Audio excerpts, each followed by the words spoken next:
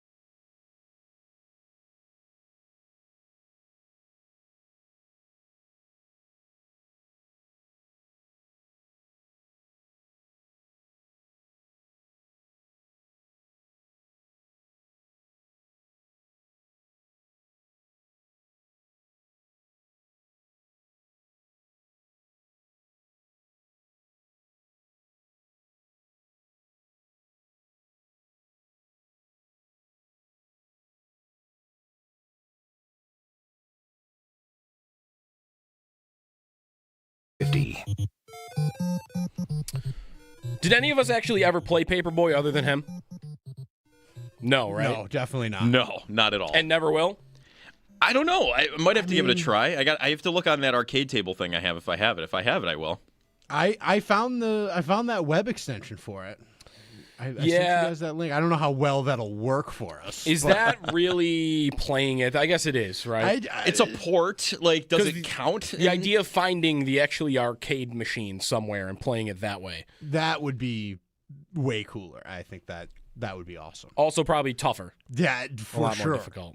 I wonder if we could. I'll do some work on that. I bet I could find. We a could find the Paperboy machine. Yeah, somewhere. the machine somewhere. There are arcades still around. Oh yeah. Yeah, for sure. Just got to find one with Paperboy in it. Right. Anyways, good morning. It's Jeremy and Joe. Jeremy is going to be in a little bit. We'll have Paul today. We'll have Joe Marino. Lots of football coming your way. If you stayed up last night, maybe you went to bed after the second period and thought 3-0. All right. Surely they can't blow this one. They kind of did, but if you had stayed up into the third period at all, then you would have seen what was the McDavid goal in the third period? 20 seconds in? 10 seconds in, actually. 10 seconds in. Yeah. Then it's, okay, wait. Let me stay up a little longer, make sure they got, wait, a minute and a half later, it's 3-2 now? Yep. And now you're probably watching all the way to the end. That's exactly what happened to me. I was like, all right, 3-0, great. I'm gonna go get in bed and watch the rest on my phone, hopeful, like thinking they'll get 10 minutes in, I'll pass out, and they'll win 3-1 maybe. And immediately I got up to my room, laid down, and McDavid had already scored. I was like, oh, yep, okay, well, here we are. And off they went. So it was certainly an exciting game. Unfortunately, it was an exciting game. If they had closed it just, nice, boring third period and won by a lot. If you're wondering, by the way, they did win the hockey game. They did.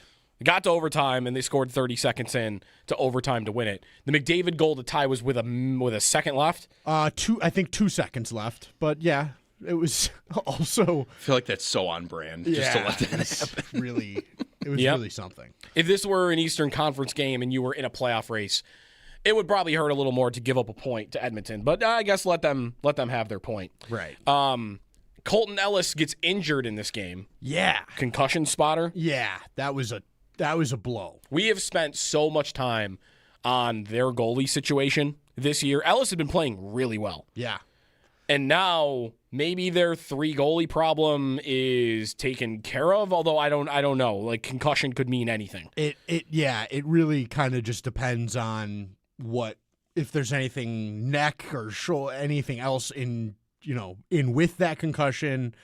But I would think he's out a week or two here, and they're going to get a look at just having 2 and having a spot on the roster for a player they want. And I think that I would not be surprised if this spells the end of their 3 goalie issue more permanently than just for the injury. Like, I think that they'll get a taste of this. Lindy will get a taste of this and go, I think we need to stick with what we've got here. Who goes, though? That is the question. It's really hard. It's always to pick been a guy. We've really never been able to land on the exact right answer. No. For that. And they don't, and I think that's their problem, is that they don't know. And that's why they're where they're at with it. And I think it's tough. You've got UPL, who obviously has the most established role with the organization, but that also means that you know the most about what he is. And I think that most fans and everybody that watches the games enough, I think, is all in pretty much the same spot where they don't think he's going to be a number 1 guy for them. So do you hold on to him just to have him because he's serviceable at times, but he's not awesome, and I don't think he ever will be? Lyon's an old veteran that has been up and down this season that's clearly working on some things in his game, and Ellis is a kid. Mm-hmm. There's no easy option there for them, and that is what they're always looking for. So I think I could absolutely see a world where this happens to Ellis and they just go, all right, we've got to rectify this. This happened. All right, we're done. See you later. Like, go back to St. Louis. Go, good job. Thanks for your service. Pack your bags. I wouldn't be stunned if that happened. I wouldn't be stunned if they traded Lyon for a 5th-round pick. I think that's where I'd want to put my chips down right now.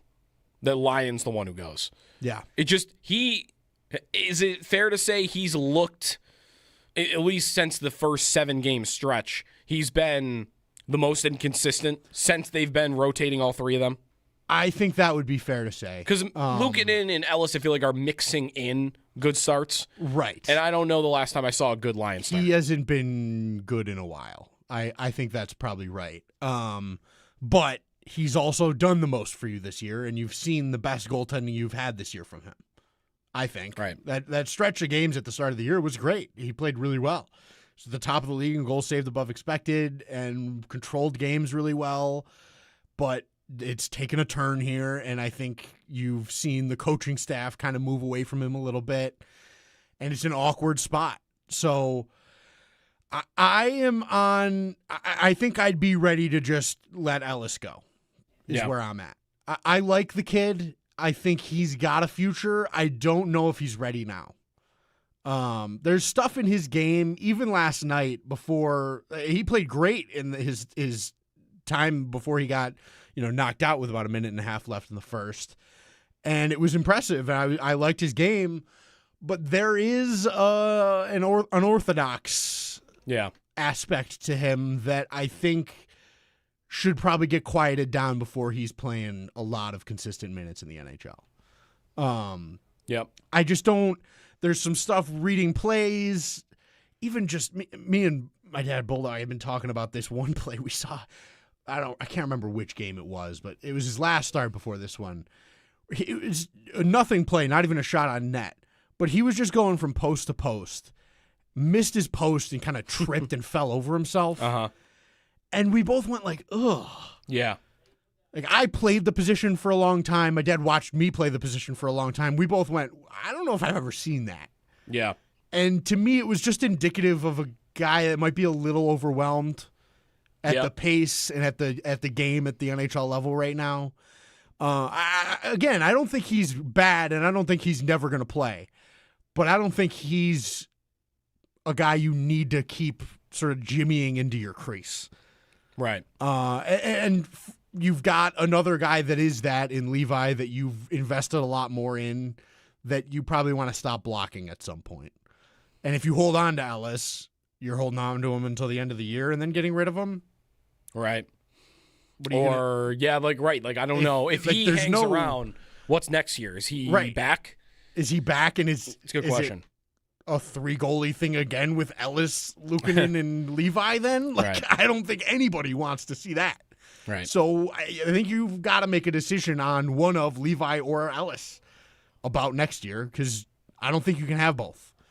And I don't think you keep Levi in Rochester next year because he will not like that. And Ellis probably shouldn't be in the AHL either. And you've clearly given him a lot of runway here. So I think you're in an awkward spot. That's just the reality of it. And you've got to make a hard decision, which is not something they do. And part of the 3 goalies is why, last night, Josh Norris out. Didn't play in the game. Now, that's just an illness. You might have been panicking, like, shoulder injury again. Illness and soreness was the report. Soreness, too. Lindy did say not related to what he had been dealing with earlier, but maybe. So, either way, injury is injury with him because he hasn't been able to stay in the lineup. Right. But maybe that sounds like a short-term thing. You didn't have Noah Ostlund ready to just plug into the lineup at center because you have your 3 goalie issues. But they won the game. They got there. They got their goals. They've been scoring on the power play a lot lately.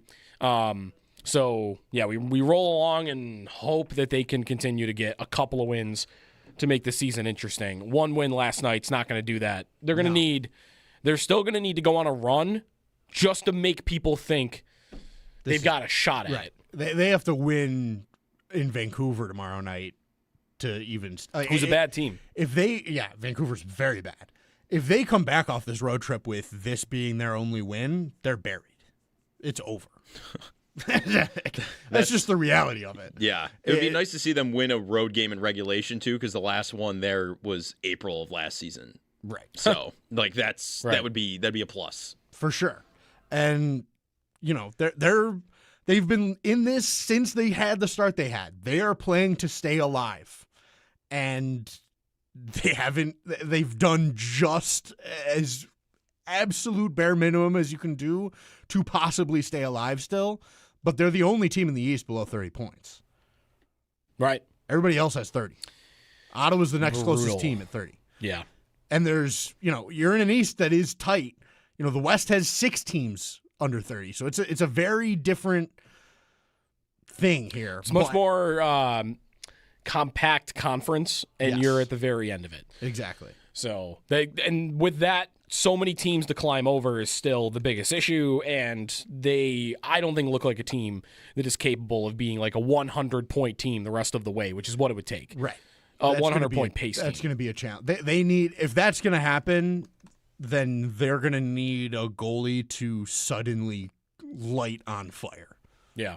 And to trust him and let him do it, which they haven't really, they've given Luukkonen some runway here for a significant chunk, but I don't know that he's going to catch fire. I mean, we've seen it. That's what earned him his contract, but we'll see. Well, we'll talk to Paul coming up at 7. Next up is Vancouver. So more hockey talk on the way. Before we get to the Bills today, I want to ask you guys, this Phillip Rivers thing, do we think it's actually got any legs, any chance that this could work? I'm not worried, and I do not think it's even really possible that the Bills could miss the playoffs. For the extreme hypothetical where they would take Indy getting in because they're the first team out at the moment, and there's nobody else, I think, that is really within striking distance. So they're 1 game out of a playoff spot right now at 8-5. And the way I look at Indy at the moment is they're going to the extreme. I kind of respect it. Like just putting Brett Rippon in there. You know what that's going to look like. You know that's going to be terrible. Rivers, I think at 44, it could be terrible. But I kind of respect the idea of even just trying something that is that extreme. Because one thing about Rivers is if he can just throw the ball at all, he's the same. He was the most immobile quarterback in NFL history to the extent where he tore his ACL in the 2007 playoffs and he kept playing on it because there was no difference. It didn't hinder. Yeah. Did not hinder anything. So, like, I don't know. I don't really think I want to root for it because it could end up hurting the Bills. Yeah, and that's another team in the AFC that I don't really need to see be threatening. But I kind of want to root for it.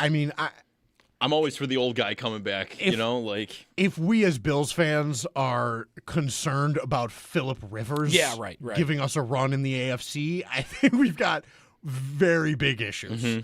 I'm like, great, let's see this dinosaur try and play. Yeah. Grandfather Phillip Rivers. Like, this is awesome. He has a, quote, very real chance to start, too, against Seattle's defense. I think he's starting this week. I don't think they do what they've done if he's not coming in and playing. But like against Seattle's defense, I'll be glued to that entire game just to see how that goes because that defense is on. I mean, we've talked about it. It's on par almost with Houston's. Like they have some good pieces there. So putting him out there right away, 44 years old, just off rip on the signing against Seattle, I don't know. Yeah. Like that's just questionable in my opinion. But we'll see. What are you going to do? There's nothing. They got nothing else. I mean, who was their guy? Riley Leonard was their guy last week when he went out. Is that right? He's week to week. He's got an injury. Yeah. Right, exactly. And like you're down to your fourth string quarterback. Yeah.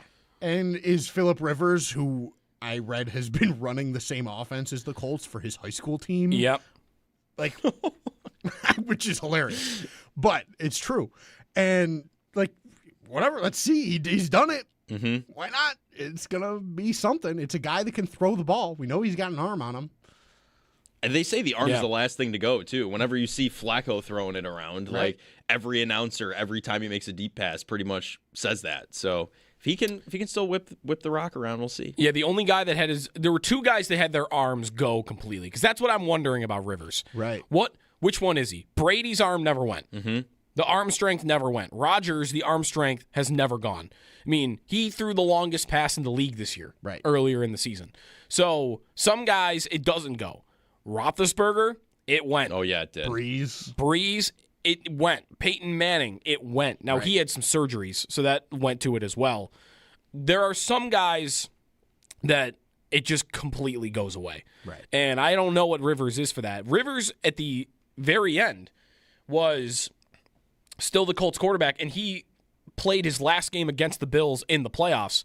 And I think his last pass in the NFL before he'll play again was a Hail Mary against the Bills at the end of that playoff game because they were within one score. And if I remember right, like they were at midfield and he got it there. Right. So it's a throw from 5 years ago. I don't know. Like, 5 years goes a long way at that age, right? It would be the coolest story. It would be awesome. I think it would be awesome. Because I've always liked, does everybody like Rivers? Does anybody not like Rivers? I mean, he's not really that much of a polarizing, you love him or hate him quarterback. I feel like everyone kind of likes him. Yeah, I mean, he's kind of funny, like he's a big trash talker. The tantrums and the trash talk, and like just he's very memeable and silly. He's got like 20 kids. Right, he's a character, and it's fun. And it's cool to have a character back in the NFL, especially when it's this kind of story where it's like, what's happening? This guy's back. Yeah, we'll see how many games he actually plays. He gets 3 elevations. Right. And then they'll have to make a decision. If they are alive in the final week of the season, then I imagine they would play him. But if they're not, I imagine they wouldn't so that he doesn't lose his Hall of Fame eligibility. Right. Yeah. Because the moment that only goes after he's on the active roster. Correct. He can get elevated from the practice squad and still be eligible for the Hall of Fame. Correct. Does Tom Brady see this and unretire? That he has to be the oldest quarterback? That's the real question for me. Is he the oldest quarterback ever? Rivers at 44? I think he would be, right? Will he be the oldest to throw a pass? He could be. I will find that. How old was Brady when he saw? Was he 40? Brady was 43 or 44. So he was close. I don't know. Rivers might have him by a little bit. We'll have to look in the break. Yeah. Brady coming back. No, Brady's trying to be the quarterback of the U.S. flag football team. Right. Yeah, that's And that's going to happen. That'll be awesome. That's why he did that flag football thing. 100%. 803-0550 is the phone number. Bills and Patriots. How worried are you about New England in general and this Sunday? They have a bye going into it. They're at home. They've beaten the Bills already. Where are you at on the Patriots at this point in time? Let me know what you think at 803-0550. Jeremy will be in a little bit. Paul is coming up in the next hour. We'll talk some hockey with him, Joe Marino, and plenty more here on Jeremy and Joe here on WGR.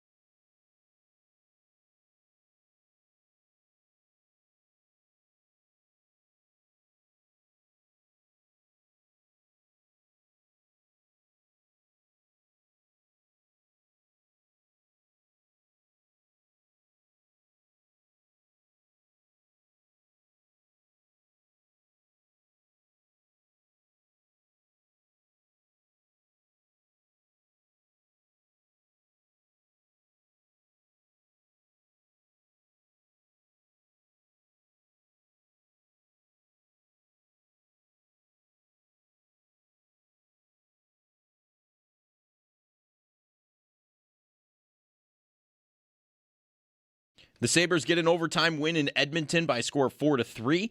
They're now 12-14-4 on the season and sitting at last place in the Eastern Conference, and they're the only team in the conference with less than 30 points. They're in action tomorrow night in Vancouver taking on the Canucks with face-off set for 10 o'clock. All of the game action will be right here on WGR Sports Radio 550. The Bills practice today, where we'll get an updated injury report later. We'll be awaiting the status of Joey Bosa, Terrell Bernard, Joshua Palmer, and Spencer Brown. The Bills also signed cornerback MJ Devonshire Jr. to the practice squad. Around the NFL, the Colts have officially signed 44-year-old Phillip Rivers to the practice squad, and NFL Network's Ian Rappaport is reporting that Rivers has a, quote, very real chance to start Week 15 against the Seahawks. In other news, Buccaneers wide receiver Mike Evans, dealing with his collarbone injury, was a limited participant in yesterday's practice, and the 49ers released kicker Matt Gay. In a big signing in the MLB, as the Dodgers signed closer Edwin Diaz following his stint with the Mets for a 3-year, $69 million deal. That's your Paddock Chevrolet Sports Headlines. Paddock Chevrolet celebrating 90 years of being your hometown dealership. I'm Joe Cali for WGR Sports Radio 550.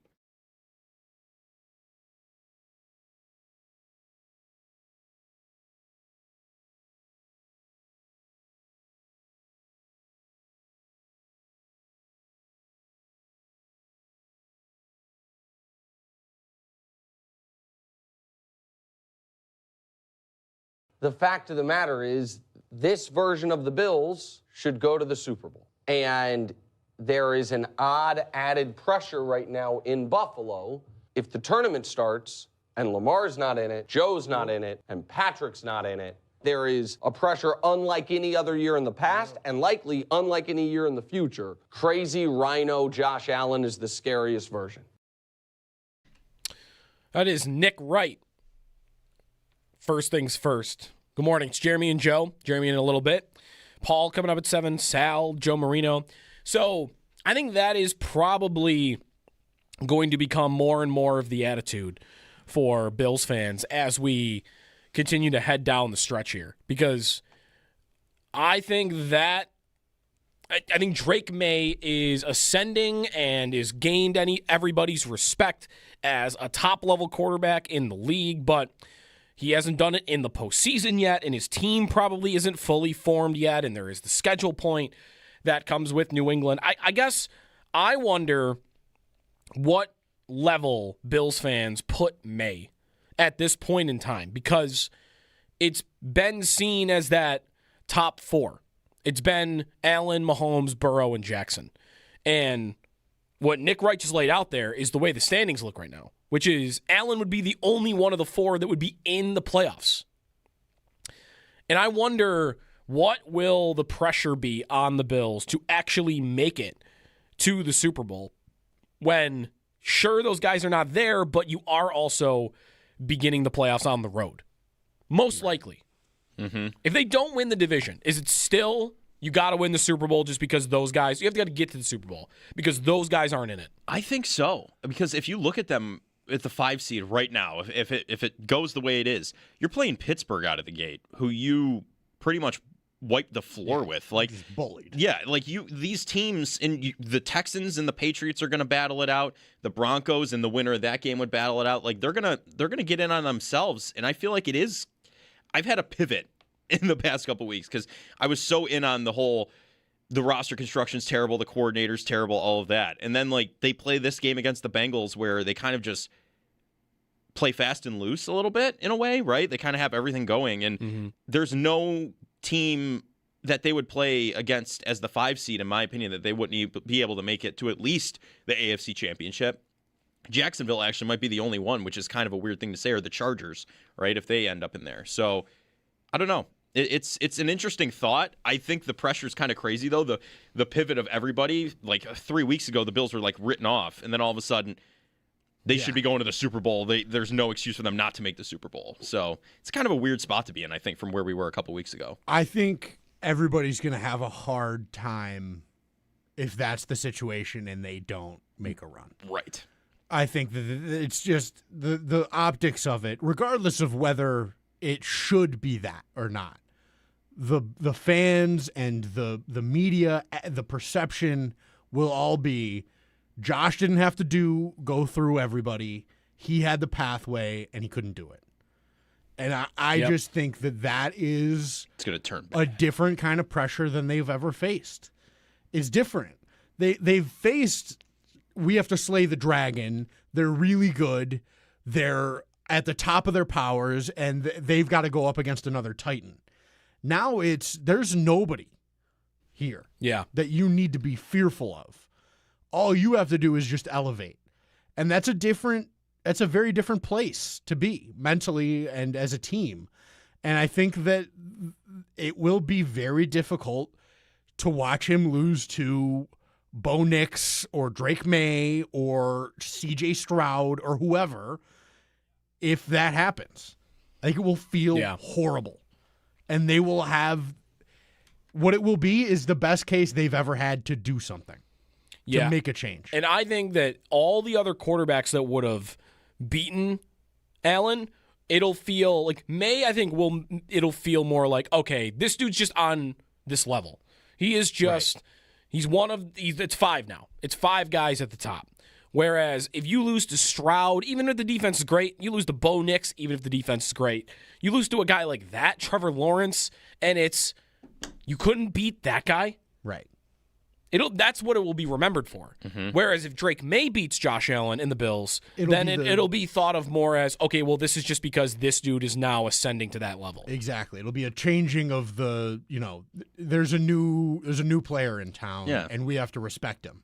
A new godfather of the AFC. Anybody else that beats them is not some new contender. I don't think any of these teams are the kind of long-term there's no threat. Staying power for like year to year to year.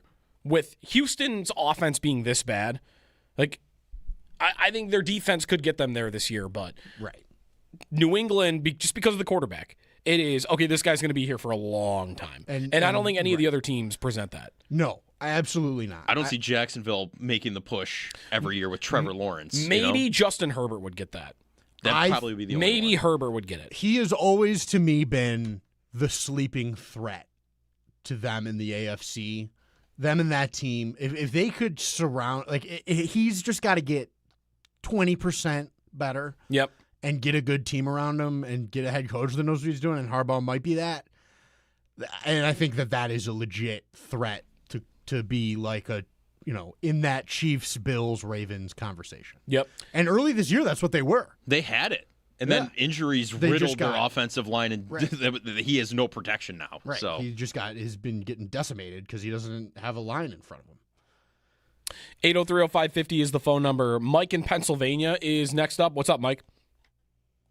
Hey, good morning, guys. Yeah, the one team, the New Englands, the Chargers, those teams don't scare me. The one team that scares me that's elite on every level, and we've already seen it, I think it was probably the best defense that's ever been played against Josh is Houston.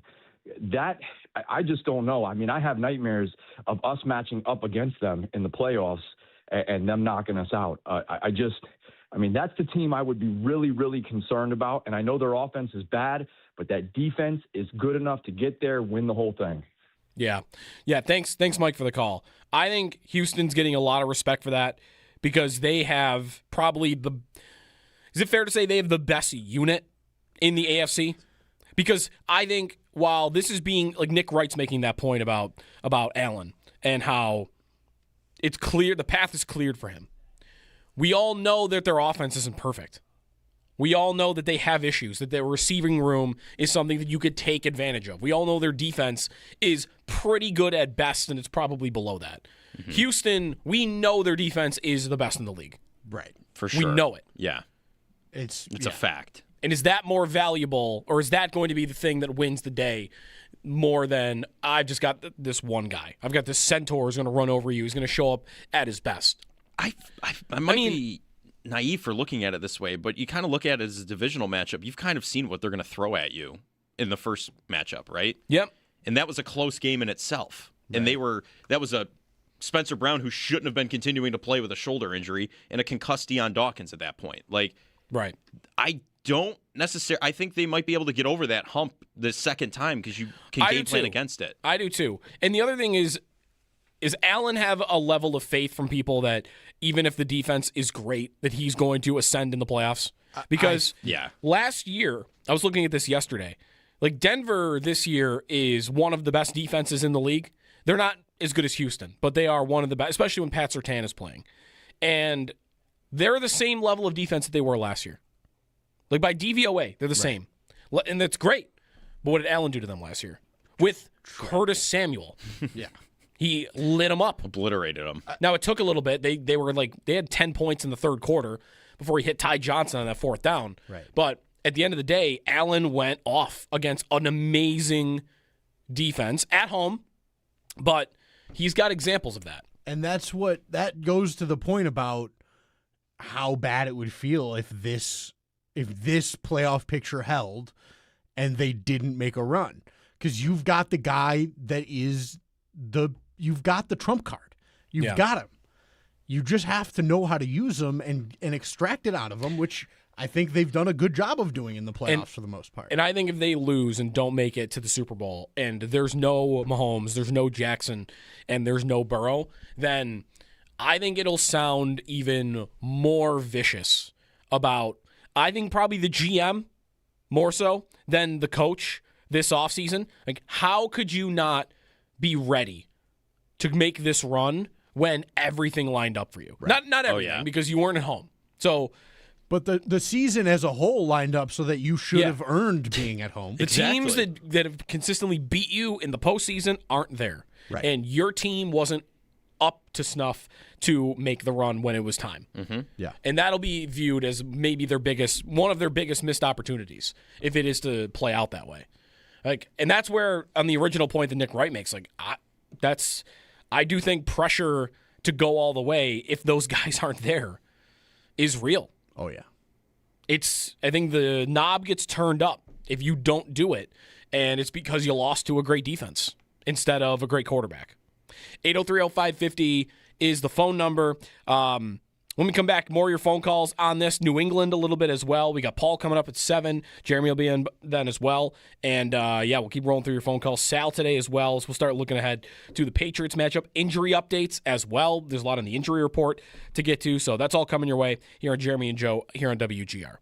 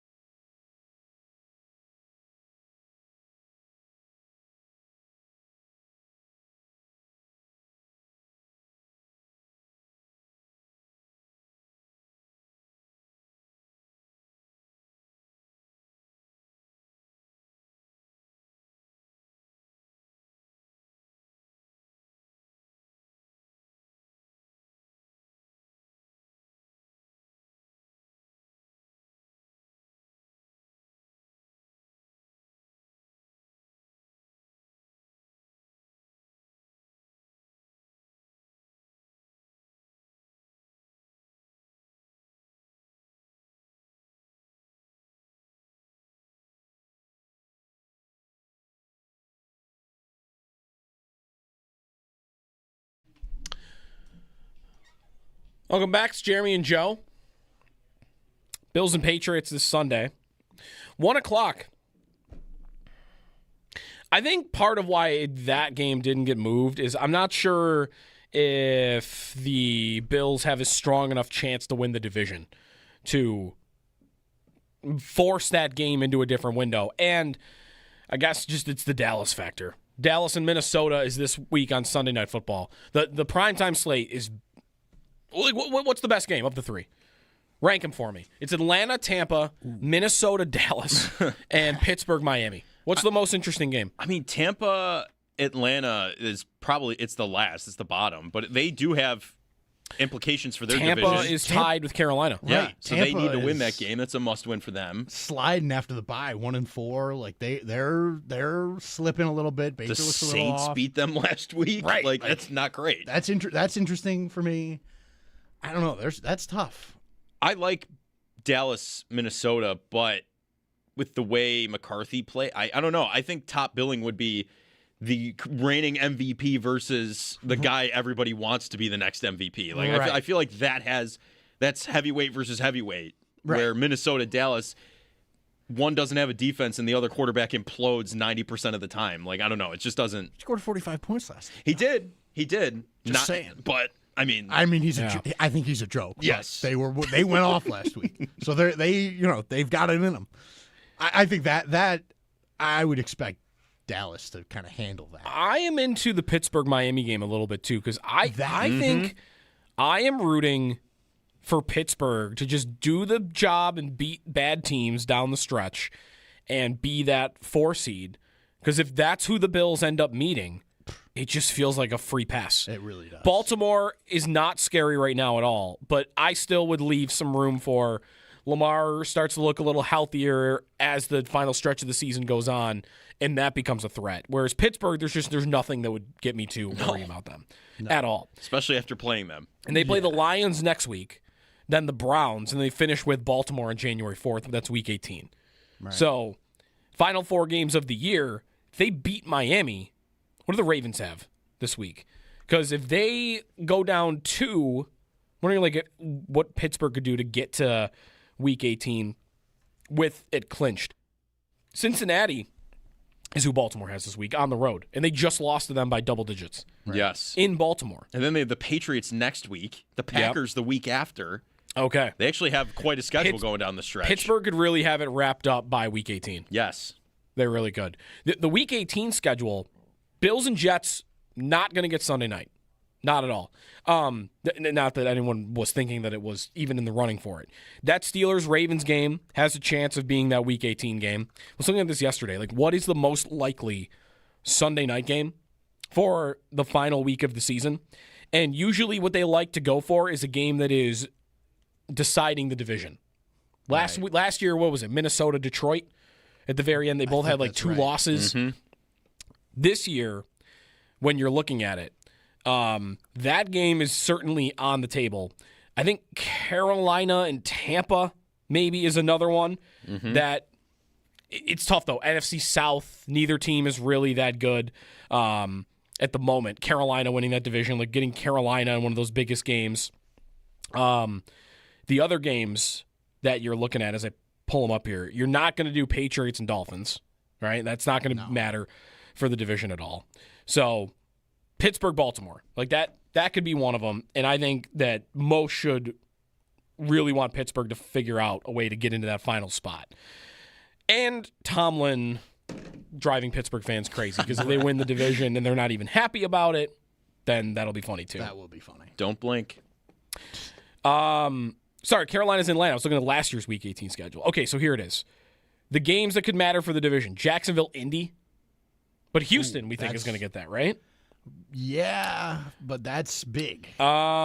Chiefs and Broncos. We think the Chiefs should be dead by then. Probably. You know, they're really Chicago, Green Bay. I'm looking at Week 18. You might have had it right the first time. You know what? I did have it right the first time. Yeah, because the Chargers are playing give me the Week Broncos. 18. Give me Week 18. All right. Before 7 still. So looking now, do you want all the games or What are the ones that could mean anything for something? the division? Chargers, Broncos. Okay. They'll be there. That should be good. It's possible. That Two could gets a be- 2-game difference right now. Right. Where are the Lions and Bears at right now? That could mean that could be the final playoff spot. Exactly, yeah. So that one could be interesting. Okay. Looking elsewhere, Ravens, Steelers, that one we knew. Yep. There's not too many. Like Jaguars, Titans, that means nothing because Nope. the Titans stink. But Panthers, Bucks, that's the only other one. Colts, Yeah. Texans, too, the final week. All right. I think I want to go with Steelers and Ravens. Yeah, I The think. most likely. They like to put the AFC North in that spot too. But Phillip Rivers versus the Texans, like, what if it comes down to it that week? Like, that could be crazy. I can't believe the Phillip Rivers thing. It's so crazy. It's so crazy. I- That's real. I do really want to be open to it. Won't look as bad as we think it could. I think that it's certainly possible that he goes out and looks exactly the same as he did the last time he played in Buffalo. Well, Daniel Jones was not scrambling. He was playing on a fractured fibula. So, like, what Yeah. difference does it make if Phillip Rivers isn't going to be moving The at thing that point? I mentioned earlier about the arm strength that he could have left. It's when you haven't played in 5 years, it's not just the game. It's how many throws are you making in practice throughout the week? Right. Like, are you ready to just step in and throw the ball 500 times in a week? Right. Is his arm At gonna 44? fall off on Saturday morning when he wakes up after a week of practice? Like, It is amazing that it's actually happening. There was a story a couple years ago that when the Niners were in the NFC Championship against the Eagles and they lost all their quarterbacks, that if they had somehow, without a quarterback, figured out a way to beat Philadelphia and go to the Super Bowl, that Rivers was going to come out of retirement and start that Super Bowl for San Francisco. Like Right, I remember that. Shanahan said that was their break glass in case of emergency. yes. They'd already been in contact with him. Rivers maybe has been in contact with a lot of teams.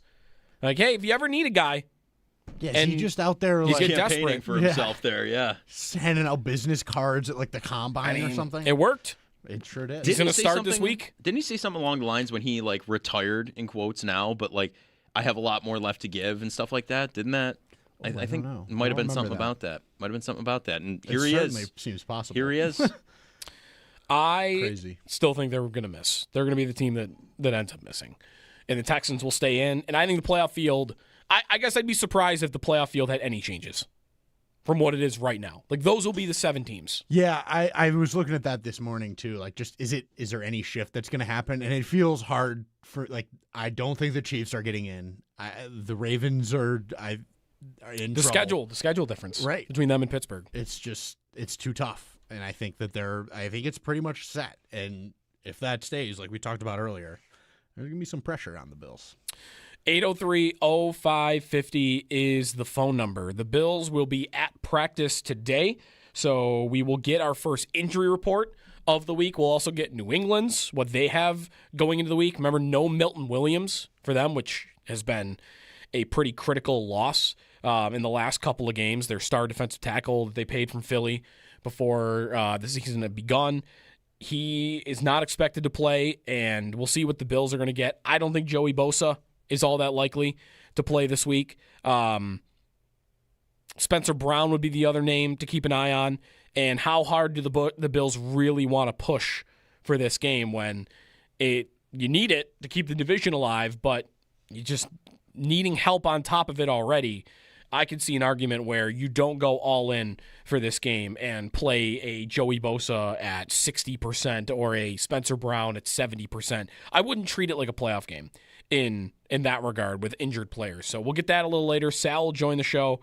Joe Marino today as well, previewing the matchup and looking back a little bit on last Sunday against Cincinnati. Some of the things the Bills have been doing well. So Joe's coming up at 8. Jeremy's in when we return. We'll take a very quick phone call before we hit the break. Dan in North Tonawanda. What's up, Dan? Hey, good morning, gentlemen. Yeah, one of the things you were asking about the Patriots earlier and what our thoughts were. You know, one of the biggest things I saw was I really think this team has got the same mentality that the Titans had when they were at their highlights when Vrabel was coaching them. I think they've taken on his personality, which is really nasty and honestly, I think a little bit dirty. I think after watching that Giants game, after they knocked out a wide receiver and were celebrating it, were lighting up, a dart on the sidelines, and when he's asked about it afterwards, saying, "Hey, is it a dirty hit? Is it necessary?" And he's 100% behind it. I wouldn't be surprised if they send somebody after Josh with intent to injure. I really wouldn't. Yeah, I don't know about against Allen specifically. Christian Ellis was the name of the player for New England that he was running around. I think he made the hit on the kickoff that was a straight helmet-to-helmet hit. And he's the one that was going to hit Dart, I think, no matter what. Dart did his own disservice to himself. Like staying in bounds, running upfield. He got smoked along the sidelines. But Ellis was running at him at 1,000 miles an hour. So that was the guy last week for New England. So I guess keep an eye on him. But, I guess I'm not really thinking about that too much going into this game about New England being dirty. And sure, are they embracing the mentality of Vrabel from Tennessee? Sure. The biggest difference is they're not built like Tennessee was. Tennessee was all around the run game, physical, and Derrick Henry, and game manager quarterback. And this is, they can't really run the ball great. And it's Drake May slinging the ball down the field, which, hey, credit to Vrabel, right? Like letting him kind of build an offense that gets the best traits out of his quarterback. 803-0550 is the phone number. Paul, when we come back on the Sabres win over Edmonton last night, they almost blew it. They won it in overtime. That when we come back here on Jeremy and Joe here on WGR.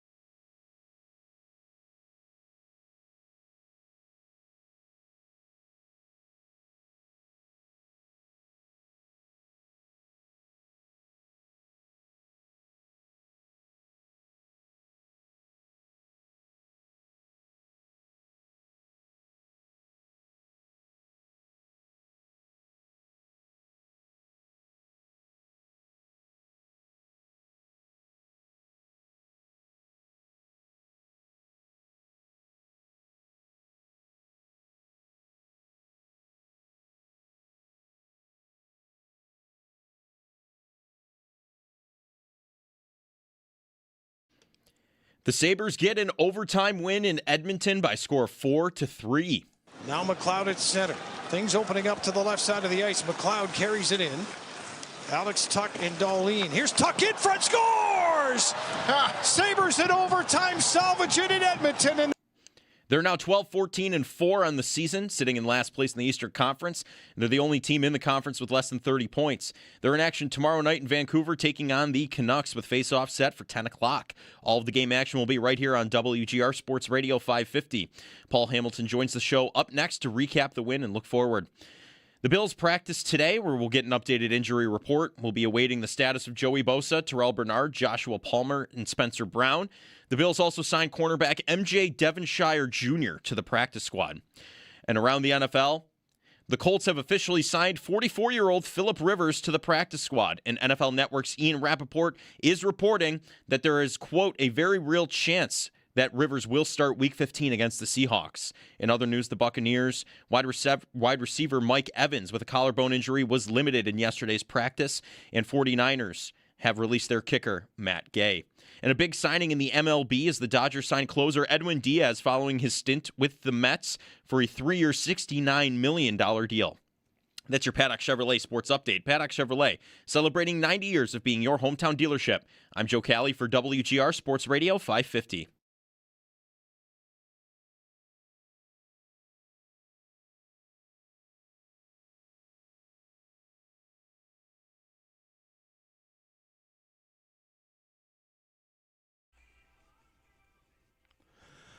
All right. Good morning, everybody. We're here on a Wednesday morning. Snowy out there. Be careful if you're on the roads. It's going to turn to some nasty rain.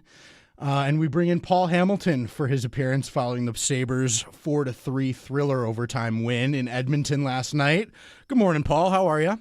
Boy, what about that Parker team that beat Mike Shope to get in the playoffs this year of the Fantasy Football League, eh? I was hoping you'd ask me about it, Paul. And it was tighter than it should have been with Hurts and his crazy antics in that game.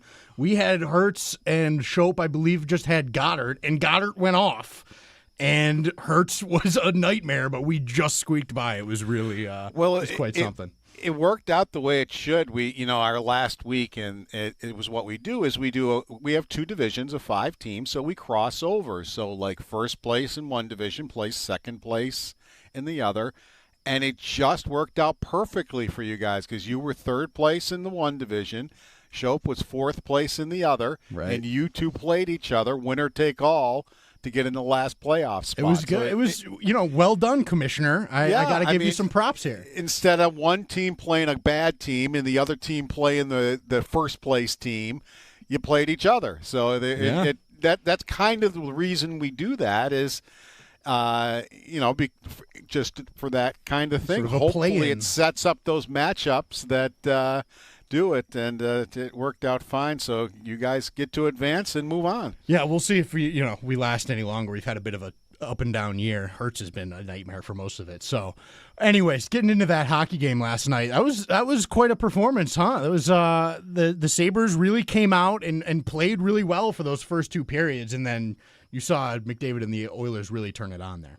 But even in the third period, and you know what, Brian and I were having this discussion, and that game is exactly what frustrates a Buffalo Sabres fan who hasn't been in the playoffs for 14 years and watches his team just bumble and stumble through the season.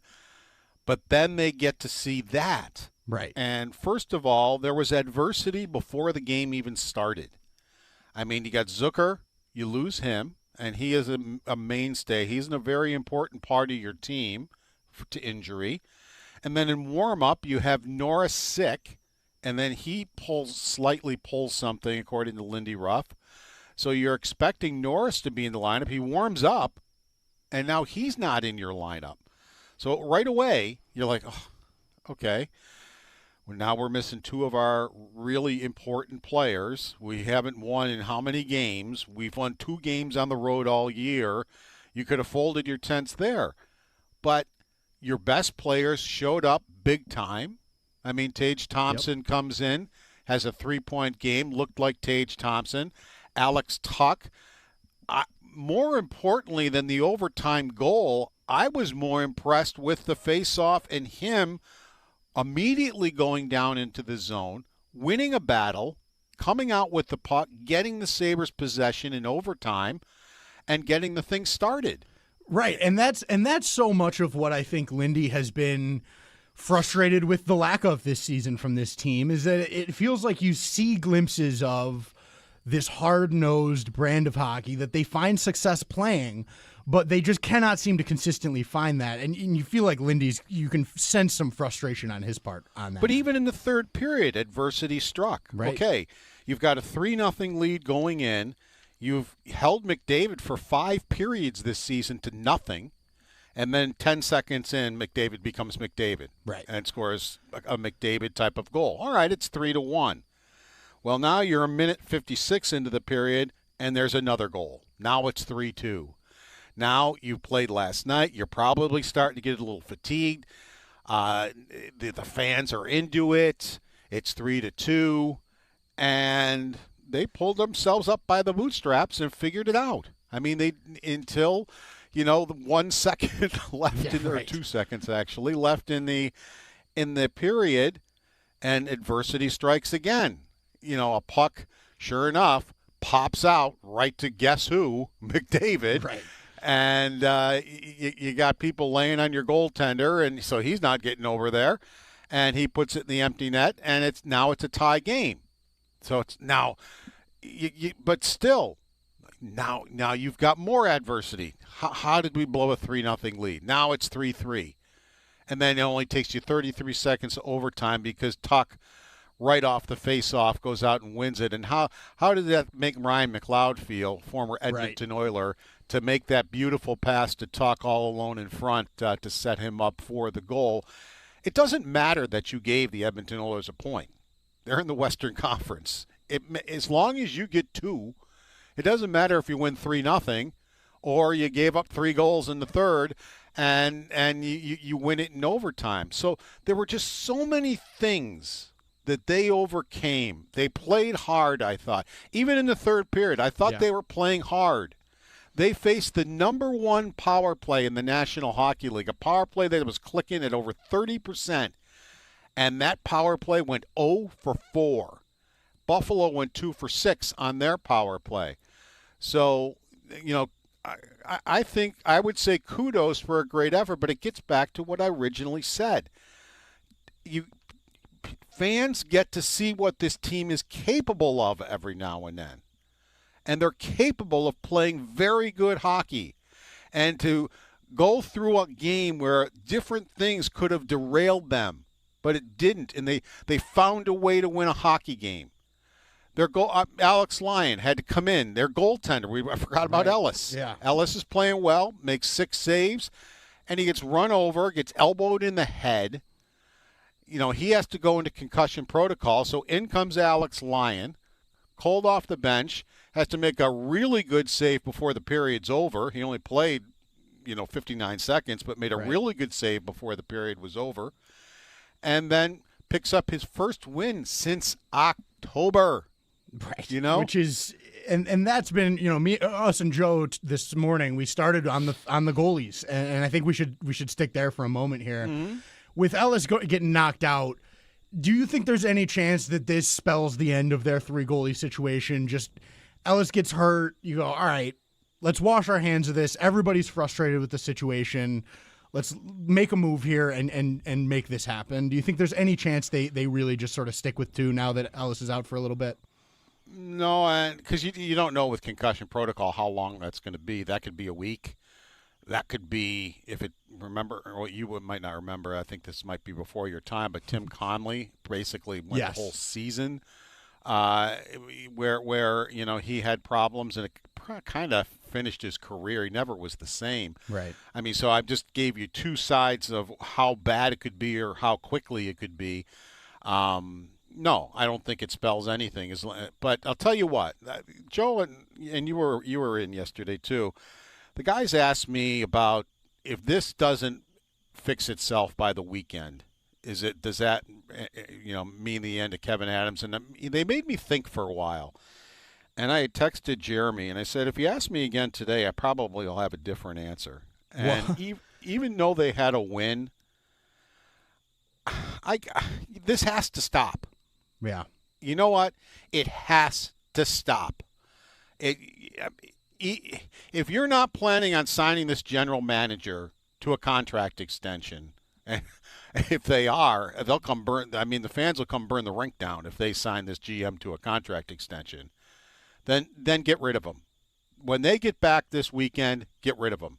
End it now. Right, because what are you going to let him run your trade deadline and exactly. make a decision on Tuck and there's so many decisions to be made here, and that's exactly it, Paul. Let's not let one win over the Edmonton Oilers, where you were a gutty win, where there was a lot of effort and a lot of things to like. Don't let one win make you think that all of a sudden this is fixed. Now, next is the Vancouver Canucks, who are below you in the standings. There are not too many teams below the Buffalo Sabres. Right. I thought about this a lot yesterday. This has to end. Pagula has to put a stop to this. And it's not going to get any better. He does not have a good GM. It's into his 6th year. It's not working. This team still, again, a nice win, but we're watching a team that on December 10th has not even won 3 games in a row. Everybody wins 3 games in a row at some point. Right. Everybody. That's just the league. Yeah, and good teams probably have 2, maybe 3 streaks of 5, 6, 7, 8, 9 in a row. Right. And this team can't get past 2 in a row. So let's not get all mesmerized by this game. It was, again, full marks. They deserve a lot of credit for this game. But all this showed us is what they're capable of. But we don't see it on a regular basis. And that's what this owner has to ask himself. Why? Right. Why do we not see this on a regular basis? Why is this team so flawed? And then you get back to, because you have a guy who has never been a GM before in his 6th season with a team that probably is worse now than it was when he started. That's what he has to get back to. He's got to end this thing now and just move on to the next thing. Because, as you said, you can't have this guy running your trade deadline. Unless you're signing a contract extension. As I said, if they sign him to a contract extension...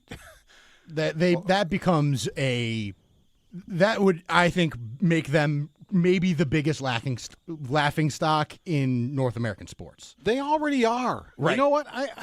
I see players. I hear players mocking the Buffalo Sabres. They laugh at this team. This team is a joke. Whether it's media around the league or whether it's other players, this team is a joke. I've watched other players on the ice laugh at these guys, and I think to myself, how can you guys handle that? The other team's sitting over there laughing at you. And it's just the whole the whole thing is a joke, and I've seen it personally, and it's just, and it's just it's frustrating, and it's got to be frustrating for the players themselves. Because I had this conversation with Bulldog last night. They work in a place that sucks. Mm-hmm. And they know it, and everybody around them knows it. And I absolutely empathize with, it's hard to go to work and struggle like that every day. Absolutely is. Knowing, here they are on December 10th, they know they're out of it. Right. They know they're not going to win 10 in a row. So now you have to go to work for the rest of the season knowing that you are out of this. There are not going to be playoffs again. And it's the middle of winter, and you got to drag yourself over there. And people say you're making a lot of money. I understand that. They are. And, pull up your bootstraps, poor you type of a thing. That's what a lot of fans would say. Sure. And I understand. I'm not putting any fan down who says that. I understand. But still, they are human beings. And I believe them when they say they want to be part of the solution. Rasmus Dahlin has told me many times he wants to be part of the solution here. But it gets to a point when you've been here for 6-7 years, it's like, oh, I can't. I've watched other guys leave here and win cups and be happy. You know, J.J. Paterka was ecstatic. He had a mic on when he was here in Buffalo and standing next to Alex Tuck for the opening faceoff going, you wouldn't this is crazy. Oh, they treat us so well in Utah. It's unbelievable. You know, he's all excited and everything. And it's like, you know, so the only way I think you retain the players and don't have a mass exodus of I want to be traded is if you change something quickly. Right. And put the whole organization in another direction to make guys like Rasmus Dahlin and Tage Thompson and Alex Tuck not feel like all is lost. Right. And what real quickly here before we leave, what would that look like for the Sabres? Who comes in? Is it just Kekalainen taking over as GM? I don't think that's the end of the world. At least you got a guy who's done it for 10 years. Agreed. You know, I think anything they do will be a boost to the fan base and probably the players. Yeah, he hasn't won a Stanley Cup or anything like that, but he also is bold. I mean, right. Who thought that Johnny Gaudreau was signing with the Columbus Blue Jackets? It wasn't even mentioned. And then all of a sudden, Johnny Gaudreau signed and is with the Columbus Blue Jackets, and everybody's jaw drops. Excuse me? Yep. You know, so he's not against making a bold move to make a team better. And anything is better. And it would be only the third time in Sabres history that they would have hired a GM with NHL GM experience. It's only happened twice. And it happened long, long before you were ever around. the first GM, Punch Imlach, was the GM of the Toronto Maple Leafs. And Scotty Bowman was the GM of the St. Louis Blues when they were an expansion team. Right. That's it. Nobody else in Sabres history in the GM's position had been an NHL GM before being hired by the Buffalo Sabres. So that would be something new and different if they were to do that. Yep. Well, we'll see. We'll see how tomorrow night goes in Vancouver and see where they go from there. Thank you very much, Paul. Nice talking to you. Take care. All right. Paul's appearance on WGR is brought to you by Raylax Honda. Raylax, we got this. Jeremy White is back in the seat, so we have got the show up and running again. What's up? How we doing? Little juggling act this morning. Yeah, right. Joe I had to come in late. Joe had to bounce early, but we're here. So I was listening as I'm coming in, of course, to you and Paul. And other than that, Mrs. Lincoln, how was the play? Is what Howard would say in this spot. So Paul, a couple times this year, Paul's been like you could tell like he's hot. The dander is up. There was a game, was it in Utah or an earlier Western trip where they also played terribly, and he's just like. Dallas, maybe? Why would they go earlier? They haven't been in Dallas yet this year. Maybe it was Colorado. I don't remember. The losses blend together. Yeah, they won last night, right? Yeah, they did win. Yes, they did. But, they did. You know, almost didn't, but got to give them credit where it's due. Sure, they did. Sure. It was a weird night in the NHL because the Sabres beat the Oilers, which is not that weird. The Oilers are not that good, but Nashville beat Colorado. That is which weird. is like if the Saints beat the who. Rams. Right. Well, the Saints beat the Bucks last week. The Saints did beat the Bucks, yeah. It's the Panthers, but the Panthers have a winning record this year, and they're pretty good. But, yeah, I mean, the Predators beat the Avalanche. That is wild. So, anyway, good morning, everybody. It's a snowy commute. Snow is falling. It's a beautiful snowfall. I would describe it as, this kind of snowfall, as the perfect snow to ski in. If you ski at all and you're on a mountain, like this falling snow is the kind of snow you love to see. I believe they call that the fresh pow. A little bit, yeah. Yeah, I could hear it hitting my jacket walking in the door. Yes. Like it's a nice wet, heavy snow. It's pretty. There's a lot of snow on the roadways out there, so of course, do your best. Take some time. Take some extra time. I didn't have to brush off too much here in the North Towns in terms of brushing off vehicles, but a lot of people out on the roads, and they're snow covered, a lot of them. So 803-0550. Coming up on the show, we've got Joe Marino, the Locked On Bills podcast, which is coming up at 8 o'clock.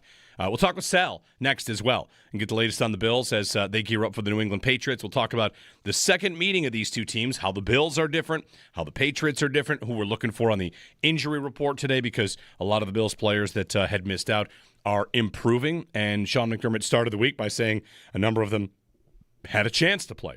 So we'll see how that goes. Sal coming up, your phone calls, Joe Marino, all here on a Wednesday, snowy Wednesday on WGR.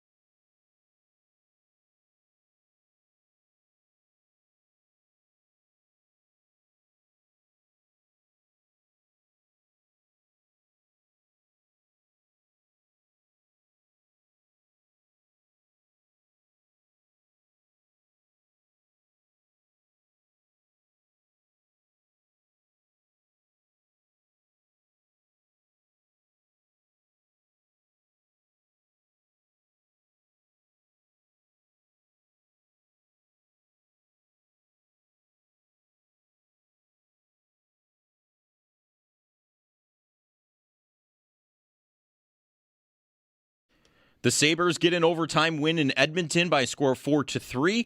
They're now 12-14-4 on the season and sitting in last place in the Eastern Conference, and they're the only team with less than 30 points in the conference as well. They're in action tomorrow night in Vancouver, taking on the Canucks with face-off set for 10 o'clock. All of the game action will be right here on WGR Sports Radio 550. The Bills practice today. We'll get an updated injury report. We'll be awaiting the status of Joey Bosa, Terrell Bernard, Joshua Palmer, and Spencer Brown. The Bills also signed cornerback MJ Devonshire Jr. to the practice squad. Our own Sal Capaccio has more on our website, WGR550.com, and joins the show up next. Around the NFL, the Colts have officially signed 44-year-old Phillip Rivers to the practice squad, and NFL Network's Ian Rappaport is reporting that Rivers has a, quote, very real chance to start Week 15 against the Seahawks. In other news, Buccaneers wide receiver Mike Evans, with his collarbone injury, was a limited participant in yesterday's practice, and the 49ers have released kicker Matt Gay. And a big signing in the MLB is the Dodgers signed closer Edwin Diaz following his stint with the Mets for a 3-year, $69 million deal. That's your Paddock Chevrolet Sports Update. Paddock Chevrolet celebrating 90 years of being your hometown dealership. I'm Joe Cali for WGR Sports Radio 550.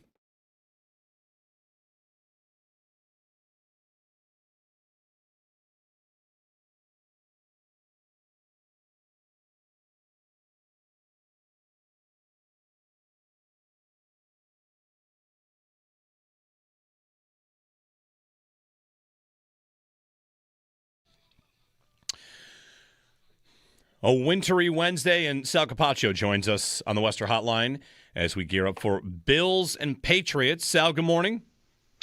Good morning. Just over here getting my my hands ready to come out of retirement, join Phillip Rivers, us old guys. Yeah. It's amazing, really. It really is amazing, and yeah. I don't know, like Flacco ripped up the Steelers. If you're thrust into a ready-made offense, can you make it look better than, I don't know, like the worst offenses in the league? Just a guy that gets back there and just does something? Is it possible? I mean, I think that there are different things that you can do to help mitigate, and if he can still throw the ball, I mean, I'm sure he can. But, man, moving around back there and putting him in that situation, it's going to be interesting to see if he actually plays. I'll say this. I mean, they're in a situation where they went all in, and they have to do something. I know it's easy to make fun of, but I understand, like, they have to do something. I don't know who else is out there they could try. I'm sure there's names people talk about, but they have to do something because they gave up those picks for Sauce Gardner. They've gone all in, and now they're in a situation where they might miss the playoffs, and that just can't happen in that situation. You know what I mean? Yeah. Yeah. Well, we'll see. The schedule for them, I mean, I would not want to be Rivers and just jump back into the madness. They've got Seattle, San Francisco, Houston. Crazy. It's tough, but I think the joke around the NFL is he does have 10 kids, so you might want to do anything to get away from all those kids. Did you see that there were prop bets on I think one of the prop bets was number of kids versus length of first completion. That's funny. Love it. Love it. All right, Sal. 803-0550, you throw a question towards Sal, you can. I think I saw a stat, Sal. Is this true about the Bills that they are 8-0 in the McDermott era when playing a team they've lost to earlier in the year? Well, it should be because I don't think they've been swept in the division. Right. So it's got to be. We're talking regular season, obviously. Yes, regular season. You know. But I don't know that specific stat, but it would make sense because they have never been swept in the division under Sean McDermott. This would be the first time that this could possibly happen.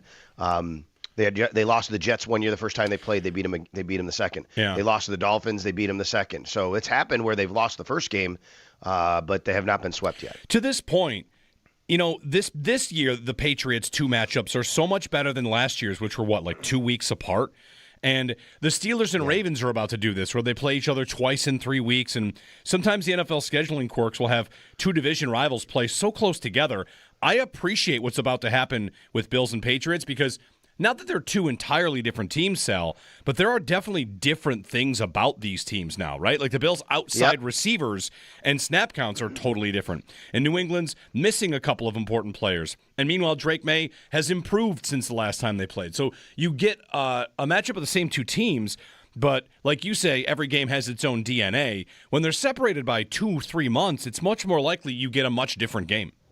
Yeah, I agree. And Drake May is, right now second in the MVP odds. And he deserves to be. He's had an amazing year. He really has. And that game in Buffalo, he just was Houdini in that game. You guys remember, he he got out of a few different situations, got the ball out, pretty crazy. I mean, he's really looked great. This time of year, though, the Bills are having a little trouble generating a pass rush. They're going to have to be able to do that better than they did, and they were getting after the passer better. That's one of the things they're not doing as well. Yeah. However, they're better in the secondary, I think, right now than they were earlier in the season. So that'd be interesting. I wonder what the answer is for how they want to deploy their secondary with Christian Benford the way he's playing. Stephon Diggs, he's in the slot a lot. Are they going to match him up? But really, Diggs isn't even his main guy. I think he's spread it around. Butte is the guy that they like to throw to a lot. Pop Douglas they throw to, so we'll see about that. And then on the other side, you're right, the Bills are different on offense. They're still very, very good at running the ball, but the personnel, the way they deploy their personnel is different at wide receiver. And I think one of the biggest differences is the injuries here. For the Bills, it's Joey Bosa, it's pass rush. For the Patriots, they're missing Milton Williams, and that has been a really big loss for them. Yeah. They are 29th in the league since Week 10 at stopping the run. This is a team that was great at stopping the run earlier in the season, but they cannot stop the run very well right now. I really expect the Bills to give a heavy dose of heavy personnel to the Patriots this weekend. Yeah, let's start with Bills offense versus Patriots defense. You've got the likelihood the Bills might have more success running the ball, and New England, of course, missing those pieces, Milton Williams primarily. On the other side, Sal, has the Bills run defense gotten a lot better? Is it sample size? Like this run defense has had lots of trouble throughout the year. But the last couple games, Cincinnati's a team that can run it really well, and they really didn't.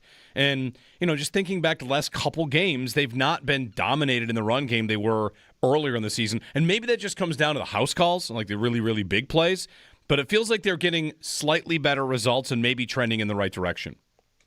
Yeah, slightly better. They are trending in the right direction. They've been better. I think a lot of this comes down to what we've talked about at middle linebacker with Shaq Thompson in for Terrell Bernard. I think he's just kind of stabilized them there. He's really been very good for them to have a guy that can plug holes, go north and south. And I'll tell you, Jeremy, I think he's been, I would come on and I would say, and I've said this to you, well, he's not as much of a sideline-to-sideline guy, which is true. But if you watch, like when he plays, he scrapes really well still. He diagnoses. He does get down the line very well. So I think he's playing at a high level right now, Shaq Thompson. It's a bit of a resurgence to his career. I remember the last time the Bills played, when the Bills played in Carolina, and we were over there talking with some Carolina people and said, Shaq Thompson, because remember, Bernard didn't play that game. Said, Shaq Thompson's been the Bills' most consistent linebacker. And there were some eye roll emojis, right? Or not emojis, some real eye rolls. Like, really? Like really? Shaq Thompson? Like, you know what I mean? Because he wasn't that guy last year maybe, or how it ended in Carolina. And he is right now. So, yes, I do believe the Bills' run defense is playing better. There are times, though, where teams are still, having a little more success. They're still not – I don't think it's where you want it to be, where it needs to be to feel confident going into every game and saying we're just going to shut down your run. But I think they are at least forcing teams to get into worse situations. Unfortunately, last week against the Bengals, great example, they did a really good job against the run on first and second down, and then the Bengals converted third downs all over the place. So that was the issue last week, but they have been better for sure.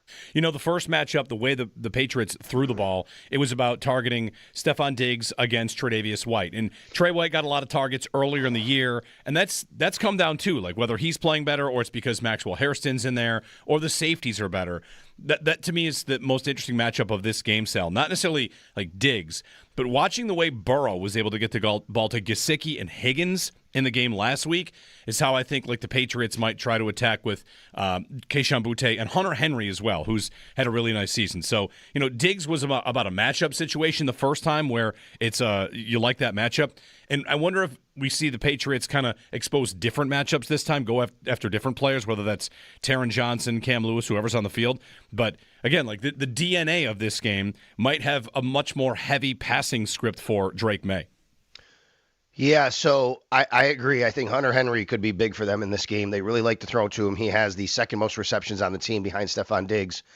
It is a different kind of matchup. The reason why, and it was a very tough matchup for Cam Lewis last week. He was beaten. He was not good. And, Cam Lewis is a nice player for the Bills, but that's a tough spot for him to be in.